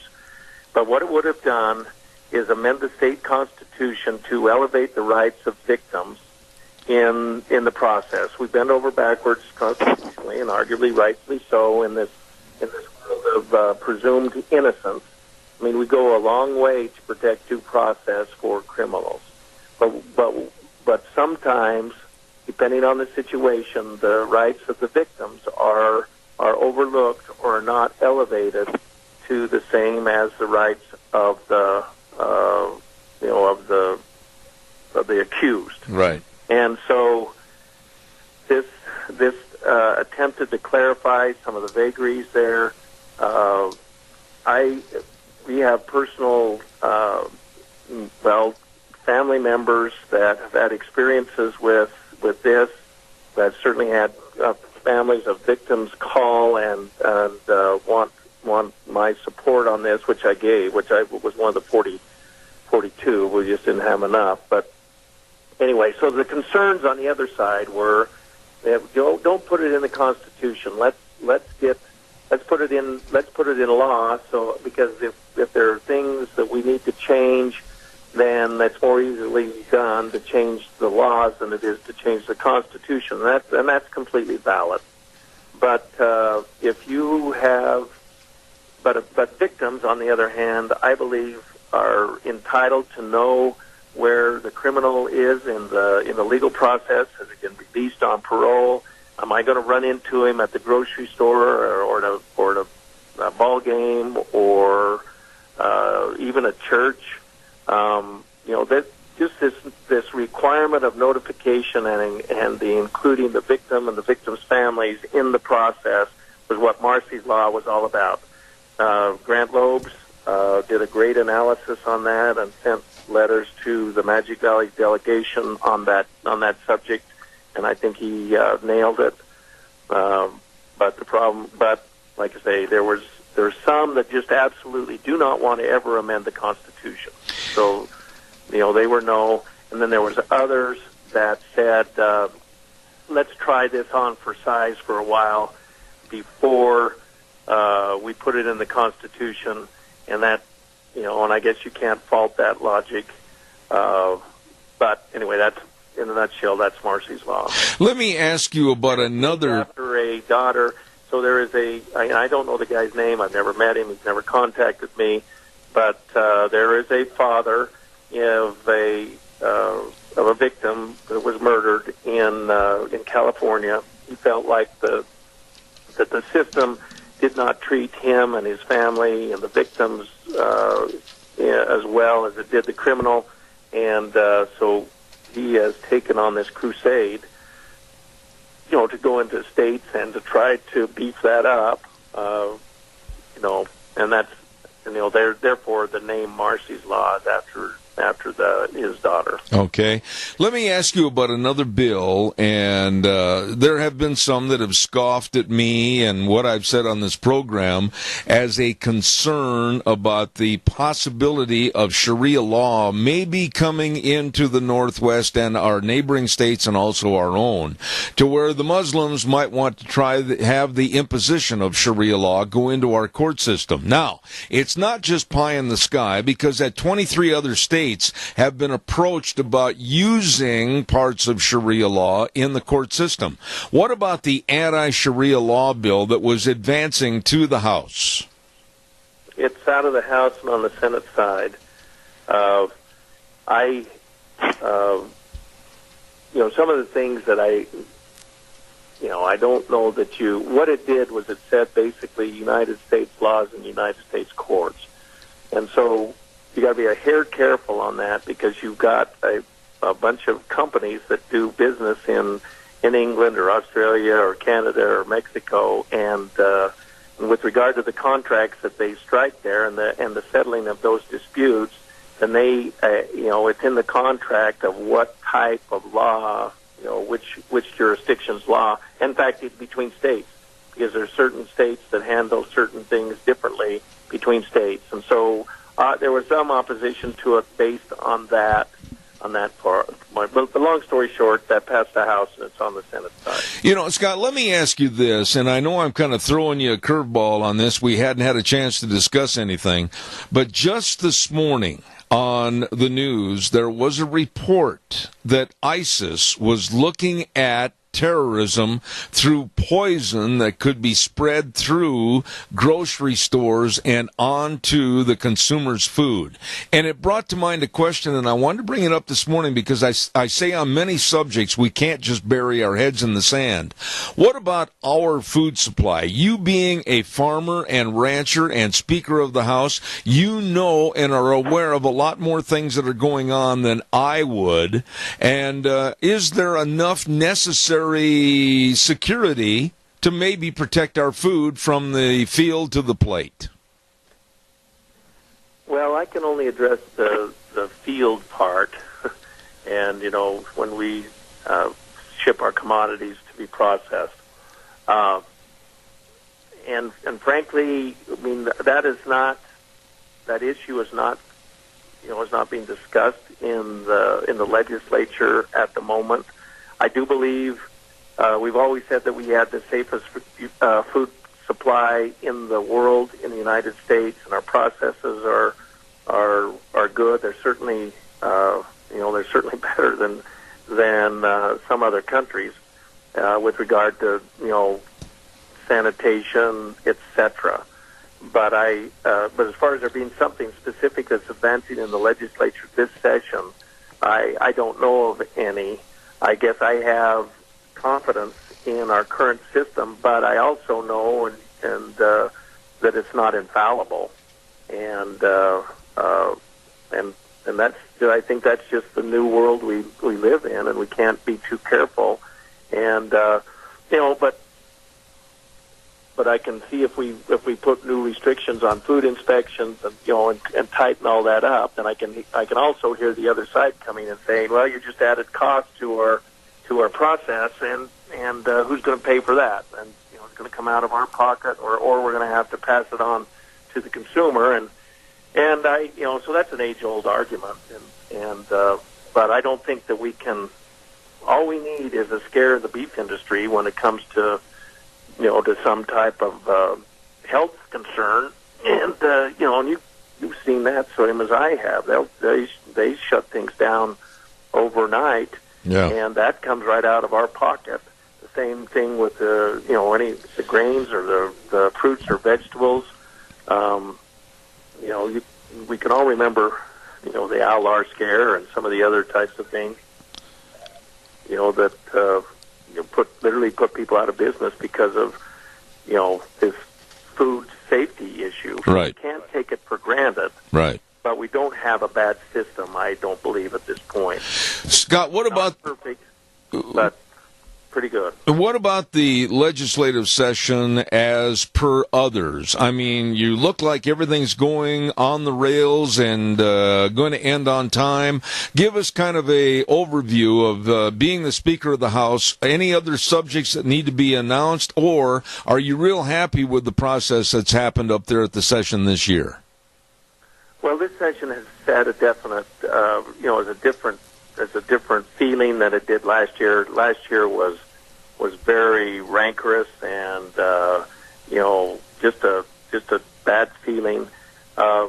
This year, I believe that between the leadership team and the chairs of the various committees, there have been more things that have been introduced, frankly, and then they get out in the public in a committee hearing or in debate on the floor, and and some of the things have gone and then then the bills die. And so I rather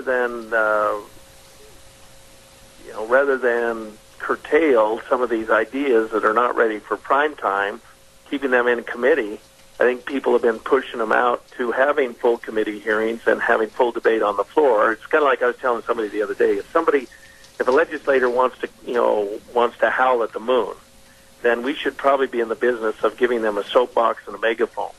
And because that's a good teaching experience, is to come out and to present your idea and have others pick it apart and shoot it down, and you learn a lot through that process. And the next bill that you bring is a lot tighter and a lot better, well thought through. So last year, compared to this year, it's going a lot better this year, probably for that reason. And new legislators just kind of get their sea legs, and they don't, they see that the world's not going to come to an end, that not everybody's out to get them, and so from my perspective, certainly in the speaker's chair, it's been less contentious that way. That's not to say that there's not contentions here. It's not to say that people aren't advocating strongly for their ideas and their bills, but it seems to be more civil than it has been in the past. More respect for people's ideas, and just because we're friends doesn't mean that I always like your ideas or you mine, and that seems to be pervading or be more pervasive through the body, both the House and the Senate this year. There was a large freshman class last year, and this is their second session. So they're just getting to be better legislators. So I think that everything adds up to that. Plus, I think they want to get out of here because their elections start. They're all standing. Every one of us stand for elections starting in May in the primary. And if you have somebody that's back home that is filed against you, then that immediately makes you homesick, and you want to get out of the session and get home to start your campaign. So that's a factor as well, I believe. Well, one real quick answer on this. I've only got a minute and a half left, but you talking about the primaries on May 15th. I would say there's a lot of good people that are throwing their hat in the ring. Would you concur? I would. Certainly. And they're large fields. Got 3 pretty good friends that are all running for governor. There's a handful of people that are running for lieutenant governor. Obviously, the first congressional district has a large field as well. And I think that's probably a healthy thing for the state. There's a lot of good choices out there. And so as citizens, we need to do our homework here in the next 75 days, because we're going to be making some really important decisions. And the good news is that there's good candidates, and the bad news is that there's good candidates. And so some of these choices are hard, but we've got to remember one thing: that bad politicians are elected by good people who do not vote. Absolutely. And so we do not have the luxury to sit this one out. Our turnout rates sometimes for the primaries are dismal, and I understand that it takes a little planning ahead to file, make sure you're registered voter, registered in one party or the other, and you can do that at the polls. But none of those are excuses for us to not vote. Absolutely. Scott, I want to tell you how much I appreciate your taking the time from the House floor to come in here and talk to us on the radio with the Idaho Legislative Update. Ladies and gentlemen, Representative and Speaker of the House, Scott Bedke, thank you, Scott, and we'll look forward to seeing you in person in the next couple of weeks. Thank you so much. Right. Thank you, Zeb.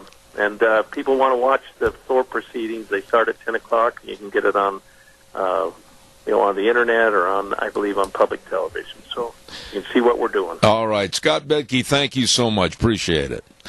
Ladies and gentlemen, that is the Idaho Legislative Update today, brought to you by Handy Trucking, and they're located at 400 West, 100 South of Paul, with our dear friend Clay Handy and the entire company that has been providing transportation services to Idaho and the surrounding states for over 90 years. Thank you, Handy Trucking, for bringing us right here the Idaho Legislative Update. Right now, I also want to remind you it's time for our weather forecast. Holy moly, we got to get this in here quick. Phillips, Oaks, Goodwin, Crane, and Company, providing accounting services to the Mini-Cassia area for well over 50 years. And they can and they will help you. It's tax time. I know those are dirty words, but it is tax time. And they can help you with all your tax return preparation, tax planning, payroll services, financial statement preparation, all of this and so much more. And they've got offices in Burley and Rupert to serve you, and serve you they will. Remember the name, give them a call. Phillips, Oaks, Goodwin, Crane, and Company. Right now, here's the weather.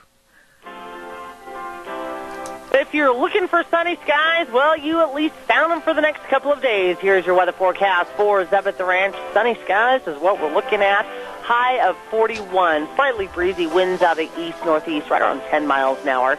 Tonight, mostly clear skies, so you should be able to see the stars if you decide to poke your head out this evening. Low of about 16 for tomorrow. Again, beautiful, mostly sunny skies with a high of 43. Looks like clouds will be rolling in for tomorrow evening. It looks like mostly cloudy skies with a low of 25. Thursday, 30% chance of snow showers in the afternoon hours. Mostly cloudy skies with a high of 46. Maybe some rain showers in the afternoon for Thursday night. Slight chance of rain showers and mostly cloudy skies. Low of 33 for Friday. Slight chance of rain as well. Mostly cloudy and 47. That is your weather for Zeb at the Ranch. Thank you, Gina. Appreciate that. Excellent forecast. And spring is looming right around the corner, I hope. We just can't find the right corner. Anyway, our thanks go out to Phillips, Oaks, Goodwin, Crane, and Company, providing accounting services to the Mini-Cassia area. Like I said, for well over 50 years, they can and they will help you. People starting a business or a partnership, business owners wanting to hire more employees and expand. All of these things they can help you with, and your personal taxes. So get a hold of them today. Phillips, Oaks, Goodwin, Crane, and Company in Burley and Rupert. Well, he walked in with all his fanfare, and here he's going to be on the program with us in just a matter of minutes. Dr. History is in the studio. We ran into him up at the state basketball tournament up in Nampa, and we sat and chit-chatted for a while and cheered for our teams, but victory was not in our grasp, and maybe next year. Dr. History will be coming up this next hour, and then at 10:30, don't forget, we've got author David Rolander going to be talking about California Dreamin', or is it California as a Nightmare? All of that coming up in the next hour on Zeb at the Ranch. Right now, let's go back to our studios. I'll be back in about 7 minutes. Oh my, there's the theme music. We're back in action. Holy smokes. Good morning, good morning, good morning. And welcome back to Zeb at the Ranch. And in just a very few minutes, we are going to have our dear friend Dr. History on the program. And something has changed over there. We're not getting everything in our headsets. So if you could check that out a little bit, I'd appreciate it. I want to remind you, too, Zeb at the Ranch brought to you by our major sponsor, your Magic Valley Les Schwab Tire Centers, all 7 locations serving you, and of course some of our great advertisers like Burley Physical Therapy and Rehabilitation, 1263 Bennett Avenue, Suite 2 in Burley, helping you get back to being you. I know somebody that'll always help your animals and try to keep them healthy, and that's Ark Animal Hospital with Dr. Bill and the crew at 750 21st Street in Hayburn, right near Connection Credit Union. And the number to call, 678-1177. 888-866-9797. They are a large animal practice and a small animal practice, mixed animal practice, meaning big or small. They love them all, take care of them all. And don't forget your dogs. Right now, it's a great time, really a great time, to have them vaccinated for that parvovirus. Stop in or give them a call, 678-1177, Ark Animal Hospital. They have the warm hearts for the cold noses. Also, quickly want to remind, I think that's all I'm going to do right now. I'm going to introduce a guy with a cold nose. At least he said he had a cold nose. And that's, of course, a man that we had a chance to visit with up at the state basketball tournament in Nampa this past Saturday. And good morning, Dr. History. Good morning, Zeb. How you doing? You know, we could cheer all we wanted to, and none of our teams had success. We kind of came up short, but, you know... Good. Congratulations to them for making it that far. Yeah, and I love to watch good basketball, and we saw some good basketball. We did. Good. We did. Excellent ball players. It was fun to watch. And we also saw a heck of a lot of people. There was a lot of people there. Did you ever get enough seats for your family to sit in one row? We moved down, and we got a pretty good seat, right, kind of in the middle there. Really? Yeah. Okay. Well, here we are back in the saddle with Dr. History, and what are we going to talk about today? Well, before we get going, I want to thank a few people. Okay. Jeff, a truck driver who has sent me some comments, lives right around here locally. John, who sent me some information about Malawi, Africa. Okay. Peter, who lives in Rhode Island. That's a little ways from us, Zeb. Rhode Island. Rhode Island. And Melody in Washington, Olympia, Washington. Oh, my goodness. They're ready to jump on us from way over there. Yeah, and then there's a Mr. S.E. Swap, who I read his book called The Clevenger Gold, which is a true story about murder and lost treasure. So I just want to thank those people for those comments. It's so interesting you should bring this up quickly, because I had a guy, I won't mention any names, and I won't mention his business. I called him here about 2-3 weeks ago. Well, nobody listens to talk radio anymore, and he gave me the spiel, and I said, oh, really? And then I gave him some of the stats on this program. And, you know, some people, you can lead them to water, but they won't make a sandwich out of it. They won't listen. All right, we're going to get into this, Zeb. How about range wars, sheep men versus cattle? They had one right here. They did, but we're not going to talk about that one. Oh. Okay? We're going to go over to the middle part of Oregon. Okay. This is where all this took place. Over by Burns? More right, actually, in the middle, so not too far from Burns. I see. Okay. So just picture this. Even for men used to seeing slaughter, what these guys were seeing was really a bad sight. 500 sheep belonged to Fred Smith, lay dead in the desert, shot to death. The corpses lay scattered among the lava rocks and the clumps of sagebrush. Somebody shot 500 sheep? It was New Year's Day, 1905, and it was war. Okay? Oh, my. Now, that afternoon, 6 men on horseback, disguised with masks and black faces, had descended upon the helpless shepherd as he was tending his flock, and they surrounded the frightened and unarmed guy. The riders jumped off their horses. They held him to the ground. They tied his wrists and his ankles and blindfolded him. Oh, my. Now, with the shepherd incapacitated, his sheep were now helpless, too. The riders remounted their horses and began rounding up the animals and gathering together the herd of about 700. Now, with loud cries and war whoops, they drove them a short distance away and from where the shepherd lay and opened fire with rifles, dropping about 500 sheep right there on the spot. Wow. Now, what was left, a couple of hundred, they just ran off into the desert and were probably eaten by coyotes or wolves. Yeah. But anyway, their task complete, the 6 riders galloped off, and it was not the first such slaughter this lonely country had seen in a few years, and it would not be the last. Now, during the mid and late 1800s, cattle ranching was king. Mm-hmm. Oregon's rolling rangelands and high plains country, east of the Cascade Mountains. You've driven through there, Zeb. Oh, I've rodeoed all over that country. Beautiful country. Yes, it is. But the stockmen from the Willamette Valley in western Oregon had been bringing their cattle to these parts each spring and summer since the 1860s. So for years, 40 years, to take advantage of the good grass, the rangeland. They also drove their herds of cattle, as many as 100,000 head, through that region on their way to help feed gold miners in the mountains of northeast Oregon. Mm-hmm. So it's kind of a cattle drive coming east rather than west. Well, it's a sheep drive. Well, cattle. Oh, you were talking cattle. The cattle. I'm sorry, I got lost in the flock of sheep. Okay, now, pay attention, Zeb. Okay, I'm sorry. Okay. Anyway, during this period, the cattle empires, they were being formed throughout the region along with a lot of smaller operations. But there were some big cattle barons, and great and small. Didn't most of the cattle barons, as you put it, come up from California? Yeah. In fact, a lot of the cattle drives actually went right through where we are right here sitting, through southern Idaho, or over into the Oregon area. But by the 1880s, cattlemen and sheepmen were sharing the range, and not always peaceably. And during this period and over the following decades, railroad tracks were being laid from the main line along the Columbia River into central Oregon. And there was a town called the town of Shaniko. Have you ever heard of that? Shaniko? You want to spell that for me? Shaniko. I do not know that. Is it still in existence? Well, I don't know. It's in Wasco County. Wasco County. Well, so I'll look it up. Okay, so I looked it up, and it is kind of in the middle of the state. Okay. But anyway, so this was established in 1879, and on the route of the Columbia Southern Rail Line. By 1903, this little town was being called the wool capital of the world. Wow. And was the primary distribution center for virtually all the sheep and wool produced across central and eastern Oregon. So it was a big business right there.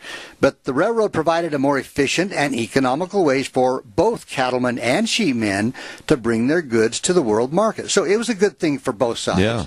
But it also caused a little competition on the unregulated open range. Okay. Now, from a stockman's point of view, his cattle were here first. They were the first ones here. Right. And the open range was his, all right? The shepherd and his sheep were taking what wasn't theirs. There was a lot about sheep and shepherds the cattlemen didn't like. First, there were just too doggone many sheep. It was estimated that between 1885 and 1910, perhaps as many as only 50,000 cattle and 340,000 sheep. Oh, my. Sharing this same open range. Really? This was not a good thing. So anyway, they looked at it. The cattlemen knew they were outnumbered. And the plot thickens. It is going to get thicker. Anyway, something else that kind of bothered the rancher was the sheep's eating habits. And you know this, Zeb. The cattle ate bunch grass and other wild native grasses. The sheep ate those too, but they also grazed on virtually every other weed and flower out on the range, snipping them off close to the ground. Yep. The cattleman could tell when a herd of sheep had moved through an area because it was stripped of nearly all of its vegetation, leaving a virtual moonscape, if you want to call it that, behind. And that didn't sit too well with the stockmen, and you can understand that. Absolutely. So, and finally, it was the very nature of the sheep business that kind of rubbed the cattleman the wrong way. The shepherd usually tended his charges on foot. In cowboy country, real men rode horses. For that, the ranchers looked upon the shepherd and regarded him as kind of an inferior being. Mm-hmm. I'm not going to say too much here. I know, because I grew up with some guys, some of my friends, their dad were sheepmen, and they were also horsemen, too. Yeah. So, but anyway, it's just getting plain harder and harder for the cattlemen. The ranchers let their cattle graze year-round on the open range. In the spring, they moved their herds into the high country of the Blue Mountains and eastern slopes of the Cascade Mountains, where the animals could have new grass to feed on. But as more cattle, horses, and sheep came to be grazed in the region, this is when the conflicts erupted, okay? The cattlemen raced to get their cows into the mountains first, while the sheepmen drove their flocks with the same idea. They wanted to get there to the area first, So it was only a matter of time before something had to give. So the ranchers got fed up first. They complained about the sheep men bringing their flocks into this area, letting them graze right down to where the ranchers were. And that was just too much. Something had to be done. So here's where the plot thickens. Look out. Time for a commercial? No, we're going to stay with it. We're going to keep going. Anyway, so the stockmen of the IZ country had a little meeting one day in 1896. They formed a civic organization they called the IZ Sheep Shooters. I dare you, sheep for the shooters. sake of staying on the air, to say that fast 5 times. Well, it's going to come a few more times. Anyway, their new organization would discourage the sheepmen through the persuasive methods of such famous Western diplomats as the Colt 45, the Winchester, and the Smith & Wesson. I see. That was their friends. So whenever a flock of sheep came too close to the cattleman's ranch, the IZ sheep shooters would ride out to explain to the You're living dangerously. They went out to the shepherd to explain to him the error of his ways. They would hold him and his camp tender at gunpoint while they shot as many of the offending sheep as possible. Wow. It wasn't long before word got out among the cattlemen about what a fine job these IZ sheep shooters were doing. Folks, I wish you could see his face. He needs a drink. I got to have a drink. Okay. Well, it just so happened that the ranchers to the west of this area were having the same problem with sheepmen, bringing in their sheep and crowding the ranchers. So the Paulina ranchers invited a representative from the IZ sheep shooters to come to talk to them about forming a similar organization on their own. So out of this neighborhood came a guy by the name of Henry Snodgrass. Okay? Snodgrass. Oh, now Snodgrass. there. Mix Snodgrass in with the other sheep shooters. Snodgrass, the sheep shooter. Anyway, the meeting was held in July of 1898 under a ponderosa pine tree. Nearly 40 men gathered around a roaring campfire, and they listened to Snodgrass describe how the IZ sheep shooters operated and what its mission was. Now, secrecy and, above all, loyalty were imperative in success for evading the law. All right? Because obviously it was against the law to go out and shoot people and their animals. Duh. So, anyway, the leader declared that if any man did not want to join the Brotherhood of Sheep Haters and was unwilling to do what was necessary to drive the sheep out of the country, he should leave now and go home and go to bed. In other words, it's kind of like, if you're a coward, go ahead and get up and leave. Yeah, but there's a right and a wrong. I know. It wasn't anything to do with being cowardly. No, but I think there was some pressure, Yeah. so to speak. Now, the rules of the game were so serious that an oath had to be taken by each man who wanted to be a member. If while they were engaged in killing sheep, it became necessary to kill a shepherd or a camp tender, the victim would be buried on the spot. If one of their members were killed in the course of a sheep shooting operation, his body would be brought home for burial. Now, and if any other company were apprehended by the law and made to stand trial, his fellow vigilantes were obligated to lie under oath to protect him. So it was kind of a secret society thing. KKK type thing. Yeah. So Snodgrass went around the campfire man by man and made each man swear to these conditions. Wow. Now, the Inland Sheep Shooters were born. That's the new organization. Inland Sheep Shooters. Okay. Now, the other sheep shooters sprang up locally here and there along the Oregon rangeland. So there were other smaller groups doing the same thing.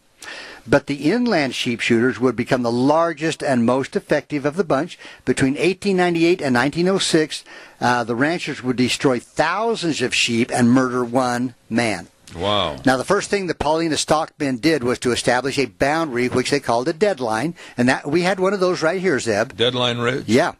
Over which they would let no sheep pass. Well, they marked the boundary, sent a warning to the sheepmen that any sheep that crossed south of that would be killed.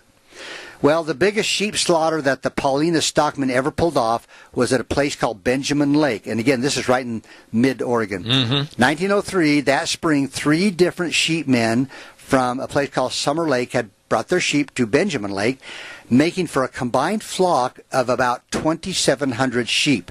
2,700? Okay? Yeah. Okay. All right. Now, arriving at camp and wearing masks, a posse of sheep shooters jumped the herder on duty, put a sack over his head. They went looking for the tender, which is another sheep man, and slipped a sack over his head. The sheep shooters casually rode out of camp and into this 2,700 sheep, Zeb. They began shooting, and when they were done, they had shot 2,400 sheep. Oh, that's a lot of sheep. That is a lot of sheep. And the sheep killing continued in February 1904. 5 masked and armed men attacked a camp containing 3,000 head and destroyed a whole bunch of those. 4 months later, 10 masked men killed more than 2,000 sheep, and more than 1,000 sheep died in another raid in July that same year. So we're getting to thousands. Think, though, of the logistics of the situation, carrying all that ammunition. And then also, where was the law? Well, that's a good question, yeah. So, anyway, the local newspaper, the Morning Oregonian in Portland, provided an annual report. They said between 8,000 and 10,000 sheep slaughtered during that, quote, shooting season. Well, okay, I don't mean to beleaguer this point, but if they knew there was a problem, and there were past problems, why weren't there law officials trying to curb the problem? I'm going to bet that the sheepmen may have been a lot of times foreigners, and the cattlemen were longtime residents of the area. And I'm just guessing that the lawmen were their friends. I see. So that's just my guess. Okay. But anyway, the sheepmen had tried to work out their differences with the stockmen.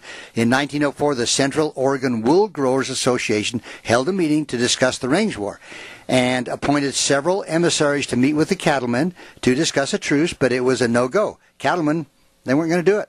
So the sheep killings continued, and the sheepmen's sheds and haystacks were burned. So it wasn't just it was property besides animals. What did the sheepmen do, if any, in retaliation? As far as we know, nothing. They were way outnumbered. And if you think about it, a cattle ranch requires a lot more men to take care of cattle than the sheep. Yeah. I mean, really, two people can handle 3,000 sheep. But you would think that these guys going in, whether they were foreigners or not, whether they were Basque or whatever, coming into this area, they would have researched it a little bit after there were previous problems so that they didn't have the problems. Yeah. Well, in 1904, there was a sheep herder. He was paid visit by a group of masked men. They warned him to remove his sheep. A couple of weeks later, they returned, riding into them, more than 2,000 sheep, shouting. The panicked animals actually began to stampede and ran over a nearby cliff. So they killed several thousand just by that. Wow. Well, you know, ironically, the range war that probably killed at least 10,000 sheep and one man was ended not by lawmen, but by the stroke of a pen. In 1902, the federal government established what they called the Blue Mountains Forest Reserve. Now, this divided those lands into grazing allotments for both the sheepmen and the cattlemen. Well, is that over there by Pendleton, then? I believe it is, yeah. But the range war was ended at that point, and, you know, that was kind of the end of it. But, see, to say that there was only one man killed, right here by us, Zeb, there were 3 sheepmen killed. There was a guy named Gobo Fango that was killed over by Oakley. Right. There was Wilson and Cummings that were killed right over here by Rock Creek. Right. And that was the big story about Diamondfield Jack. Diamondfield Jack, that they thought had killed those 2 sheepmen when, in fact, he did not. It just seems to me, and naturally I've always been on the side of the cattle. I mean, that's the way I was born, etc. But you would have thought that after initial problems, there could have been some kind of a meeting of the minds so that they could work out something that would be acceptable to both parties. Or did the cattlemen say there is no acceptability, you're all going to leave? Well, and I wonder a little bit about the stubbornness of the sheepmen. You know, that's exactly the point I'm getting at. So you know, why? I mean, why neither not? Side is guiltless. Right, exactly. Yeah. So the sheepmen, maybe if they would have kept their sheep in the areas designated, there you go, they would have been okay. Now, like you, Zeb, I grew up with cattle, but I also had some of my good friends that their dads had sheep, and I helped them herd sheep on several occasions in the summer. And in fact, you know, you probably remember this. They used to go into the beet fields after the beets had been harvested and section off a 80-acre field, and the sheep would go in there and eat the beet tops. Yeah. And after that, they'd move them maybe to another beet field. It just seems to me that there could have been some kind of a copacetic relationship. Yeah, and I guess finally it did happen, but after the loss of thousands and thousands of sheep, and I guess luckily only one man that was killed, at least over in that area. Yeah. But this happened not just in Oregon, you know. Like I say, it happened here, right around us, here in southern Idaho. I'm sure other areas, maybe probably Montana. How big a region, if you will, state by state, was really a problem for sheep and cattlemen? Do you know? You know, I don't. In reading this story, I looked up on the internet to kind of get an idea geographically, and it looks like it was mostly on the east side of the Cascade Mountains. This way. Yeah, and towards, like you said, Pendleton, Oregon, over that direction, kind of east and maybe northward a little bit. Wow. But again, during this time, you know, there was a lot of miners. Another thing, too, that really bothers me is you mentioned about the sheep herder. And basically, he's probably got, 2,000, 2,500 head of sheep? Right. You would have thought after the initial problem that the sheep owners would have said, hey, we need more security. Right. Well, and even now, Zeb, when you go down the road, you can look out and you can see a sheep camp. Yeah. And you can see... one man, 3 dogs, and 1 horse. And 1 horse. Yeah, that's it. And that's all they need, which, compared to cattle... You know, it's much easier to take care of a herd of sheep. 1 rider, 3 dogs, they went that away. Yeah. But anyway, just another kind of story about the range wars that took place. And it's not that long ago. No, when it you really think wasn't. about it. No. I mean, you said 1906, right? Right, yeah. Okay, well, that's not that far ahead of your and my birth. And, That's true. And there was a lot of things going on. A lot closer to your birth. Nah, don't give me a hard time. But no, seriously, I mean, when you look at history, some of the outlaws and some of the things that happened, not that far ahead of us. Well, consider Diamondfield Jack. Absolutely. Lived until about, I think it was like 1952. He's killed by a taxi cab down in Las Vegas. In Las Vegas. He got hit. Here's a guy that had escaped being hung and killed a number of times, and he gets run over by a yellow cab. And that'll teach him to wave his arm and ask for a cab. And was penniless. Had nothing. He got in the gold business, too, and he became a multi-millionaire after this, all that happened here in Idaho. Yeah. Down in Nevada, he went and discovered some gold mines, and he was a multi-millionaire. Yeah. Lost it all. And got run over by a taxi. See, be careful. Yeah, watch out for taxis. I appreciate that story. What are we going to talk about next week? Well, you're going to have a little vacation. I might. It just could happen. All right. Well, I want to tell you how much I appreciate that. And fortunately, today, has it subsided? Yes. Okay, good. Yes. Once again, Zeb, thanks to those people that I mentioned at the beginning of the station. Good people. I always email back. When people send me comments, I always email back to them and thank them. What about the man in Rhode Island, though? What did he say? He just kind of, tuned us in, huh? Yeah, they just kind of listen and they enjoy the. What's his name? We'll say good morning to him. Peter. Hello, Peter, back in Rhode Island. Jeff and John and Peter and Melody. Yes, thank you for listening. Thank you. Hey, I appreciate it. Dr. History, and stick around for a minute. I'll be right with you. Hey, don't forget our dear friends that help sponsor another very interesting segment on my program on Thursdays, and it's called Cassia County School Days. And our 2 sponsors are A Child's World at 1308 Overland in Burley, and they've got everything for your children as far as the baby furniture and the clothing, and of course, don't forget they got all the stuffed animals and the toys and the games and the puzzles. Oh my goodness, yes, stop in today. You'll enjoy shopping at A Child's World, 1308 Overland in Burley, along with the Ambulatory Surgery Center at 1344 Highland in Burley, and you can save money on your outpatient surgeries. They have excellent doctors helping you at Ambulatory Surgery Center, 677-8888. That number again, 677-8888. Ambulatory Surgery Center and A Child's World, bringing you school days in Cassia County on Thursdays at 10:10. Right now, we're going to send it back over to our main studio. I'll be back in about 3 minutes. And now, back to Zeb at the Ranch on AM 1230 KVAR. To reach Zeb, call 436-2244 or toll free 1-866-927-4587. And now, here is Zeb Bell. Oh, my goodness sakes, good morning and welcome back to our last half hour for this morning. And we're going to go to the phone line right now. And we have author by the name of David Rolander, and he's going to be on the program, and he's going to be talking about California dreaming, or in the case of the story, maybe a California nightmare. Good morning, David. How are you? Well, I'm very well, sir. How are you? I am peachy, and I've been to California more times than I can ever count. I love the state, and Wheels over at the station, you got to ride that feedback, please. I love the state. I love a lot of the people, except for the great big areas of L.A., Sacramento, and San Francisco. But what's going on down there where they've been told they have the worst quality of life in all 50 states? That's true. That's true. I've been reviewing that survey since I knew you were going to call, and it's fascinating information. You know, what's going on in that? Absolutely fascinating. California has got some good things and some bad things. I have the survey here in front of me. Their best area is the economy. They're number 4 in the economy. They're number 11 in health care. but they're absolutely the bottom on quality of life, 50, and then physical stability, which is another biggie, they're 43, and in opportunity, they're 46.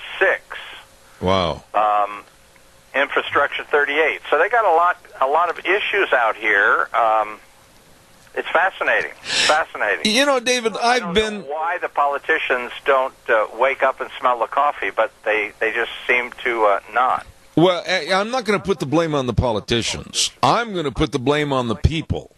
And if the people aren't smart enough or bright enough to see that they have a lack of leadership and it's taken them down the toilet bowl with a 50th in quality of life and 43rd in fiscal stability, why aren't they demanding changes? Because I can tell you why. I did seminars years ago for the county of Orange, which is where I live, which is south of Los Angeles. Right. And it was a communications exercise, and I had everybody in groups. They were all government employees. And as a discussion topic, I said, well, let's just assume that we have a couple with 2 little children that come from someplace south of the border, and they walk into your office in Social Security or WICS, women with children, or all these different agencies they have here. What could you honestly and legally show them if you chose to show them how the system works? What benefit could you give them legally? And this was a good 15 years ago.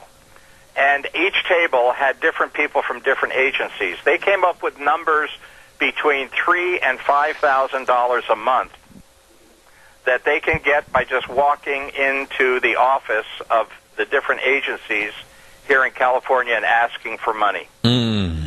Unbelievable. And now, at that time, given 15 years ago, that would be equivalent now to probably twice that. Why work? Why not just milk the cow? Yeah, but David, it's all free. Yeah, but David, you know as well as I do that is the problem, not just with California. It's the problem with what's happening all across America. We have a society of gimme, I want, I've got my tin cup out, fill it up, and we have lost our work ethic, and quite frankly, we've lost any kind of value system in this country. What's happening in California is spreading like a cancer all across the United States. I think that you're exactly right, and California seems to be the leader in the race to the bottom. So what do we do to turn this around? What do we do to turn this thing around? I mean, this bus is going over a cliff. Well, I personally, this gets into personal beliefs, I believe, and I personally believe that the only answer is one person at a time has to, shall we say, get born again in one way or the other, and preferably the best way. But until they change their view of life and what their life is all about, look at what's happening with families, look at what's happening in our society with violence, what you see in the media and all these other...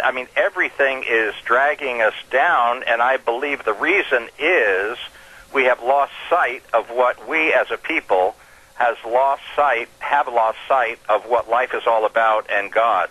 That's just my personal opinion.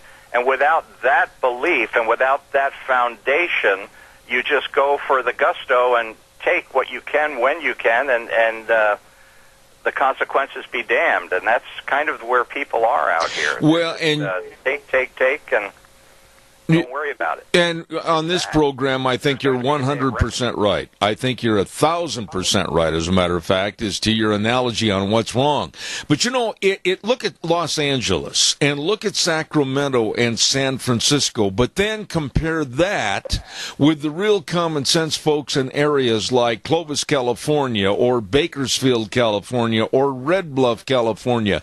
People that make their living from the soil or the cattle business, and they've really got their heads screwed on straight, and yet California gets criticized as being a far left liberal hideout, and really, in essence, if you could clean up the inner cities, you'd probably have a lot better state.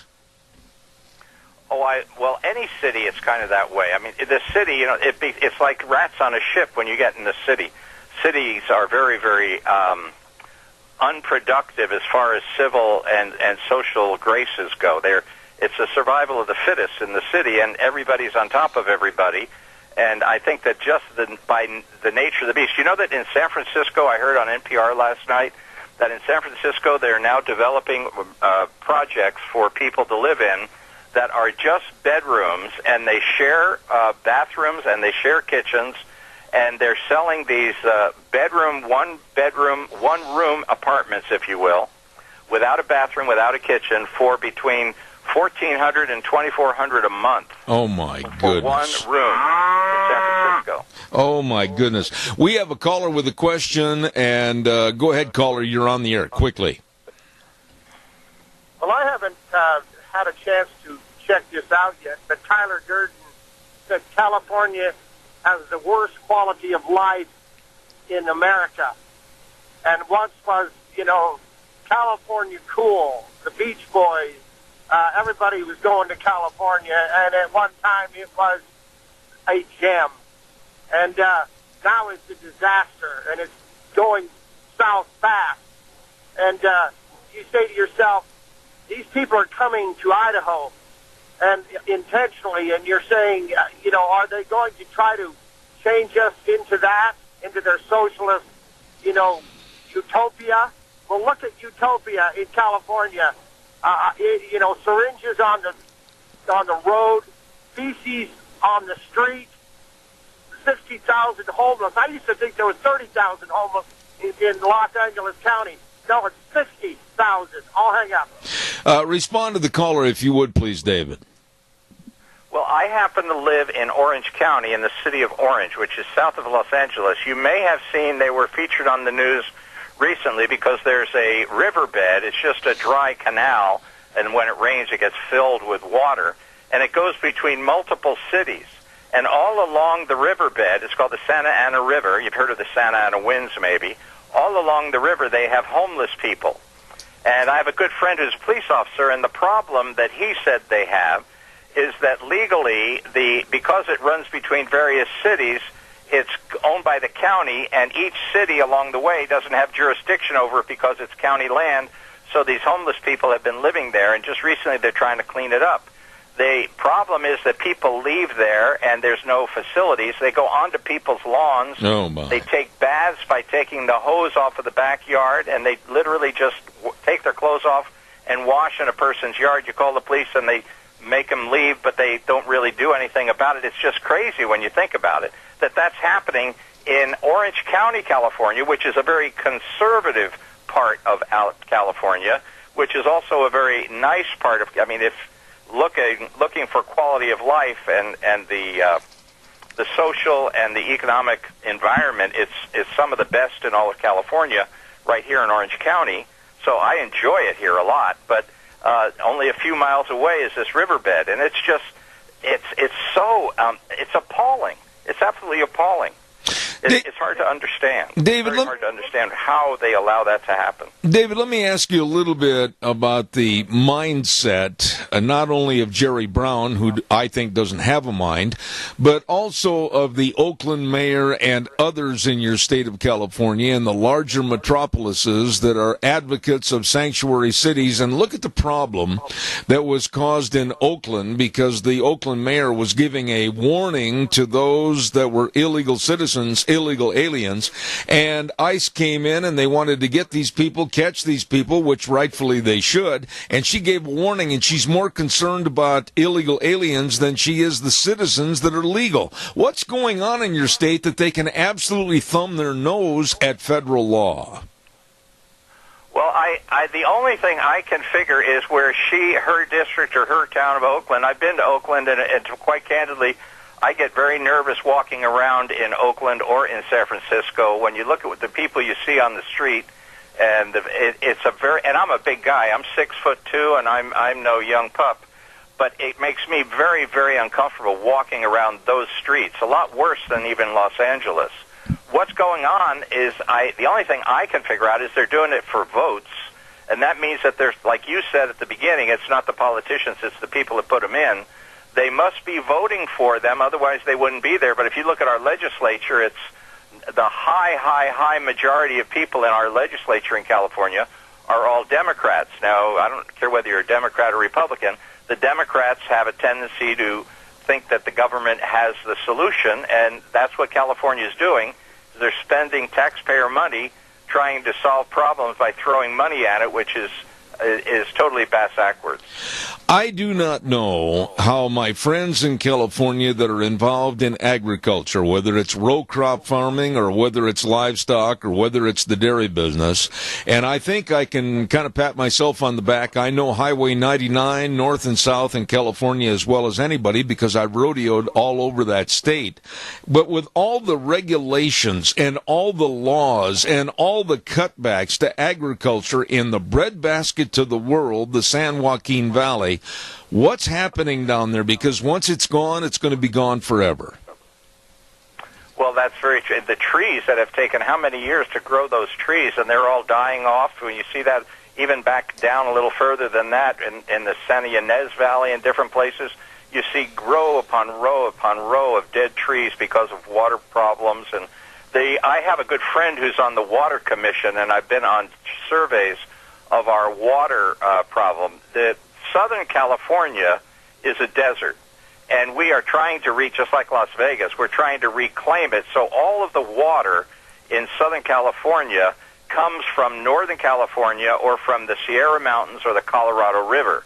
The Colorado River is getting very, very low, as you know, I'm sure, and all of the what's called the Owens Valley, which is a little east of the San Joaquin Valley on the other side of the Sierras, it's a desert. It used to be a green, beautiful farm area, and the city of Los Angeles years ago bought all the land, and they have aqueducts that take the water down here to the Southern California, which is a desert. So without water coming in, we dry up and blow away, totally dry up and blow away. That's why they're having all of these rationing of water and all. And then the water that comes from up by San Francisco and up in the Sierras, it comes through the Delta, the Sacramento Delta, and it becomes brackish, and there's a lot of walls. So that's why they're talking about building these tunnels. They're talking about billions of dollars to build a tunnel from the north end of the Delta, underneath the Delta, to bring the water south without going through the salt water or the brackish water of the Delta, and then letting fresh water come down to the south. So the south is like a sponge just sucking up the water, and it's a desert. And it's an imbalance that man is trying to defy. We, and I'm part of it, we're trying to defy nature and make this a beautiful green belt, and it's a desert. Let me ask you this. David, you're a very articulate man, an author and professional speaker. All of that being said, if all of a sudden this afternoon at 3 o'clock your time, somebody appointed you as governor for a week to try to clean up this mess, what would you do? I'd figure out a way to replace the Senate and the House and the other legislators. You're not going to change anything until you change the mindset of the legislature, I guess. And the other thing that is a real problem, and I don't know what I'd do, to be honest with you. I'd have to think about it. But the biggest problem we have, I think, is that people are not thinking. People are just not thinking. They're not thinking about the future. They're not thinking about their legacy. They're not thinking long term. They're thinking about immediate gratification. And so I think what I'd do is I'd probably play Billy Graham tapes and try and save everybody's soul if I had a week. I like that. But, really, it's a beautiful state, a lot of great people, and if it weren't for the bastions of liberalism in the bigger cities, there's a lot of common sense folks out in the hinterland, like I mentioned, Bakersfield up to Clovis and over to Fresno and down 99, Tulare, etc. It's just too bad they can't have more of a say in what's going on in their state. Well, do we have another minute yet? I have yes. something I'd like to say. Go ahead. I was in Prescott, Arizona, and Flagstaff, Arizona, just a couple of weeks ago. I spent my last 3 major vacations, up in Idaho and Utah. I love it up there. I used to live in Mountain Home, and I had an opportunity to get on a circuit of speaking, and I went to almost every city, Hawaii, Alaska, and not every city, but every state in the U.S., and my objective, I did it for a year, and my objective was to find someplace else to live. And I had a list of criteria. One of them was access to an airport. Another one was health care. the weather, what temperatures I wanted, etc. My wife and I put this list together. It was kind of our own personal survey. And I'm sad to say that when I really evaluated the whole list, I chose to come back and stay right here in Orange County, California. But if the truth be told, Zeb, the primary reason we're here is because we have two beautiful grandchildren here. Right. I understand, believe me. We have a caller with a question for you quickly. I'm down to the last couple of minutes. Caller, go ahead, please. Zeb, good program. One thing I would recommend that everyone should read is Mark Reisner's Cadillac Desert, and probably the gentleman you have on there might comment on that. All right. Thank you, sir. What about that, sir? David, go ahead. Well, I haven't read the book, so it's hard for me to comment on it unless it relates to what I was saying earlier, and that is the idea that we're trying to create the desert into a beautiful garden, and it's insanity. Well, one last thought, though, David, going back and kind of rehashing what we've said already. What about the legislature? What about the governor? What about the leadership of the state? I wish somebody would wake up and smell the coffee. It's a beautiful state. It has a lot of opportunity, but it's all being thwarted with a liberalistic attitude. Can it change? Can the people change? As you said, right, going back to the beginning, until the people decide, until the people meet that threshold of pain or go broke, I don't think they're going to change. I think the only way for them to change is to go broke. Remember, Orange County went broke several years ago. I happen to know the guy that I was a broker with Merrill Lynch, and I knew the guy that was in charge of the investments for Orange County when it went broke. It changed things for a short while, but then it settled back into what it always was. We have rampant gerrymandering and the like. It controls the vote so that it's all Democratic. All right, we've got one call. Go ahead, caller, quickly. I'm down to the last minute. Yes, sir. I'll make it quick. I too have been all through California, and I've also had an opportunity to work all through the UAE and Iraq. And the last place in Iraq I worked was supposedly the site of the Garden of Eden. We had the Euphrates and the Tigris running right through our camp. And I'll tell you, Bruno Desert is lusher than the ex-site of the Garden of Eden. There is no water there, period. That's it. All right, sir. Thank you very much. Dave, you want to comment on that, please? No, that's true. I've been in that part of the world too. When I was in the service, I was a fighter pilot in the Air Force, and I got to fly a lot over in that part. It's a blooming desert over there. It really is. When you think that was the Garden of Eden, things change. Absolutely. Dave, I want to say how much I appreciate your coming on the program, and I certainly hope I can add your name and number to my list of people that I'm going to call back and have on in the future. Thank you so much for being on the program this morning. Thank you, Zeb. I enjoyed it very much. I'd love to come back. All right, sir. Thank you very much. David Rolander, author and absolutely knows what's going on in the state of California. And quite frankly, what happens in California, you can just about bet on it's going to start creeping into other states and other areas of the United States. Holy moly, I've got a weather forecast I've got to get on here, and it's brought to you by Scarro's Meats. 331 North Road, Jerome, with Don Scarrow and the rest of the crew. And they've got all the delicious meats, all the different bacons, like the buckboard bacon, and they've got all the breakfast sausages and the bratwurst. I love bratwurst. Smoked hams, marinated prime ribs, all of this and more. Go to their website, scarrowsmeats.com. Scarrow's Meats, 331 North Road, Jerome. Number to call, 324-7657. Right now, here's the weather. If you're looking for sunny skies, well, you at least found them for the next couple of days. Here's your weather forecast for Zeb at the Ranch. Sunny skies is what we're looking at.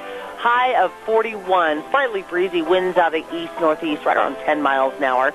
Tonight, mostly clear skies, so you should be able to see the stars if you decide to poke your head out this evening. Low of about 16 for tomorrow. Again, beautiful, mostly sunny skies with a high of 43. Looks like clouds will be rolling in For tomorrow evening, it looks like mostly cloudy skies with a low of 25. Thursday, 30% chance of snow showers in the afternoon hours. Mostly cloudy skies with a high of 46. Maybe some rain showers in the afternoon. For Thursday night, slight chance of rain showers and mostly cloudy skies, low of 33. For Friday, slight chance of rain as well, mostly cloudy and 47. That is your weather for Zeb at the Ranch. Thank you very much. And the weather brought to you by Scarrows Meats, 331 North Road, Jerome. Number to call, 324-7657. Don Scarrow and the rest of the crew. And they are changing the way we eat, one delicious bite at a time. Scarrows Meats. Wow, we've got a full plate tomorrow with more great, interesting people calling in from all points of the compass, whether it's here in the United States or overseas. And we want to urge you to be here at 8:06 and join us as we'll start riding the horse for 3 hours right here on Zeb at the Ranch. And by the way, we also want to give a great big shout-out to your Magic Valley Les Schwab Tire Centers. All 7 locations serving you with a big spring tire sale going on right now this month of March. Whether you need tires for your car, they've got the best, whether it's the Ultra Z900 or whether it's the Eclipse, whatever it might be, and also for your pickups and SUVs, the Open Country HT, the Backcountry All-Terrain, all of these tires with the tread designs that are going to suit your type of driving, along with the best in brake service and front-end alignments and shocks and struts and batteries, but above all, the best in service. They really take care of you at all 7 Magic Valley Les Schwab Tire Centers. Then stop in today. See Lane and Rupert, Dave on Blue Lakes and Twin, Mike and Buell, Mike and Jerome, the Twist family in Paul, Daniel on Poline in Twin Falls, and my buddy Randy on Overland in Burley. The best. Your Magic Valley Les Schwab Tire Centers. That's going to be it for today, and we're going to get outside and do some, hopefully, spring cleaning and getting things put together for spring. It looks like a nice day outside. Enjoy, and don't forget, we'll be back here tomorrow morning at 8:06 with much more on Zeb at the Ranch. And remember, the way things were are the way things ought to be.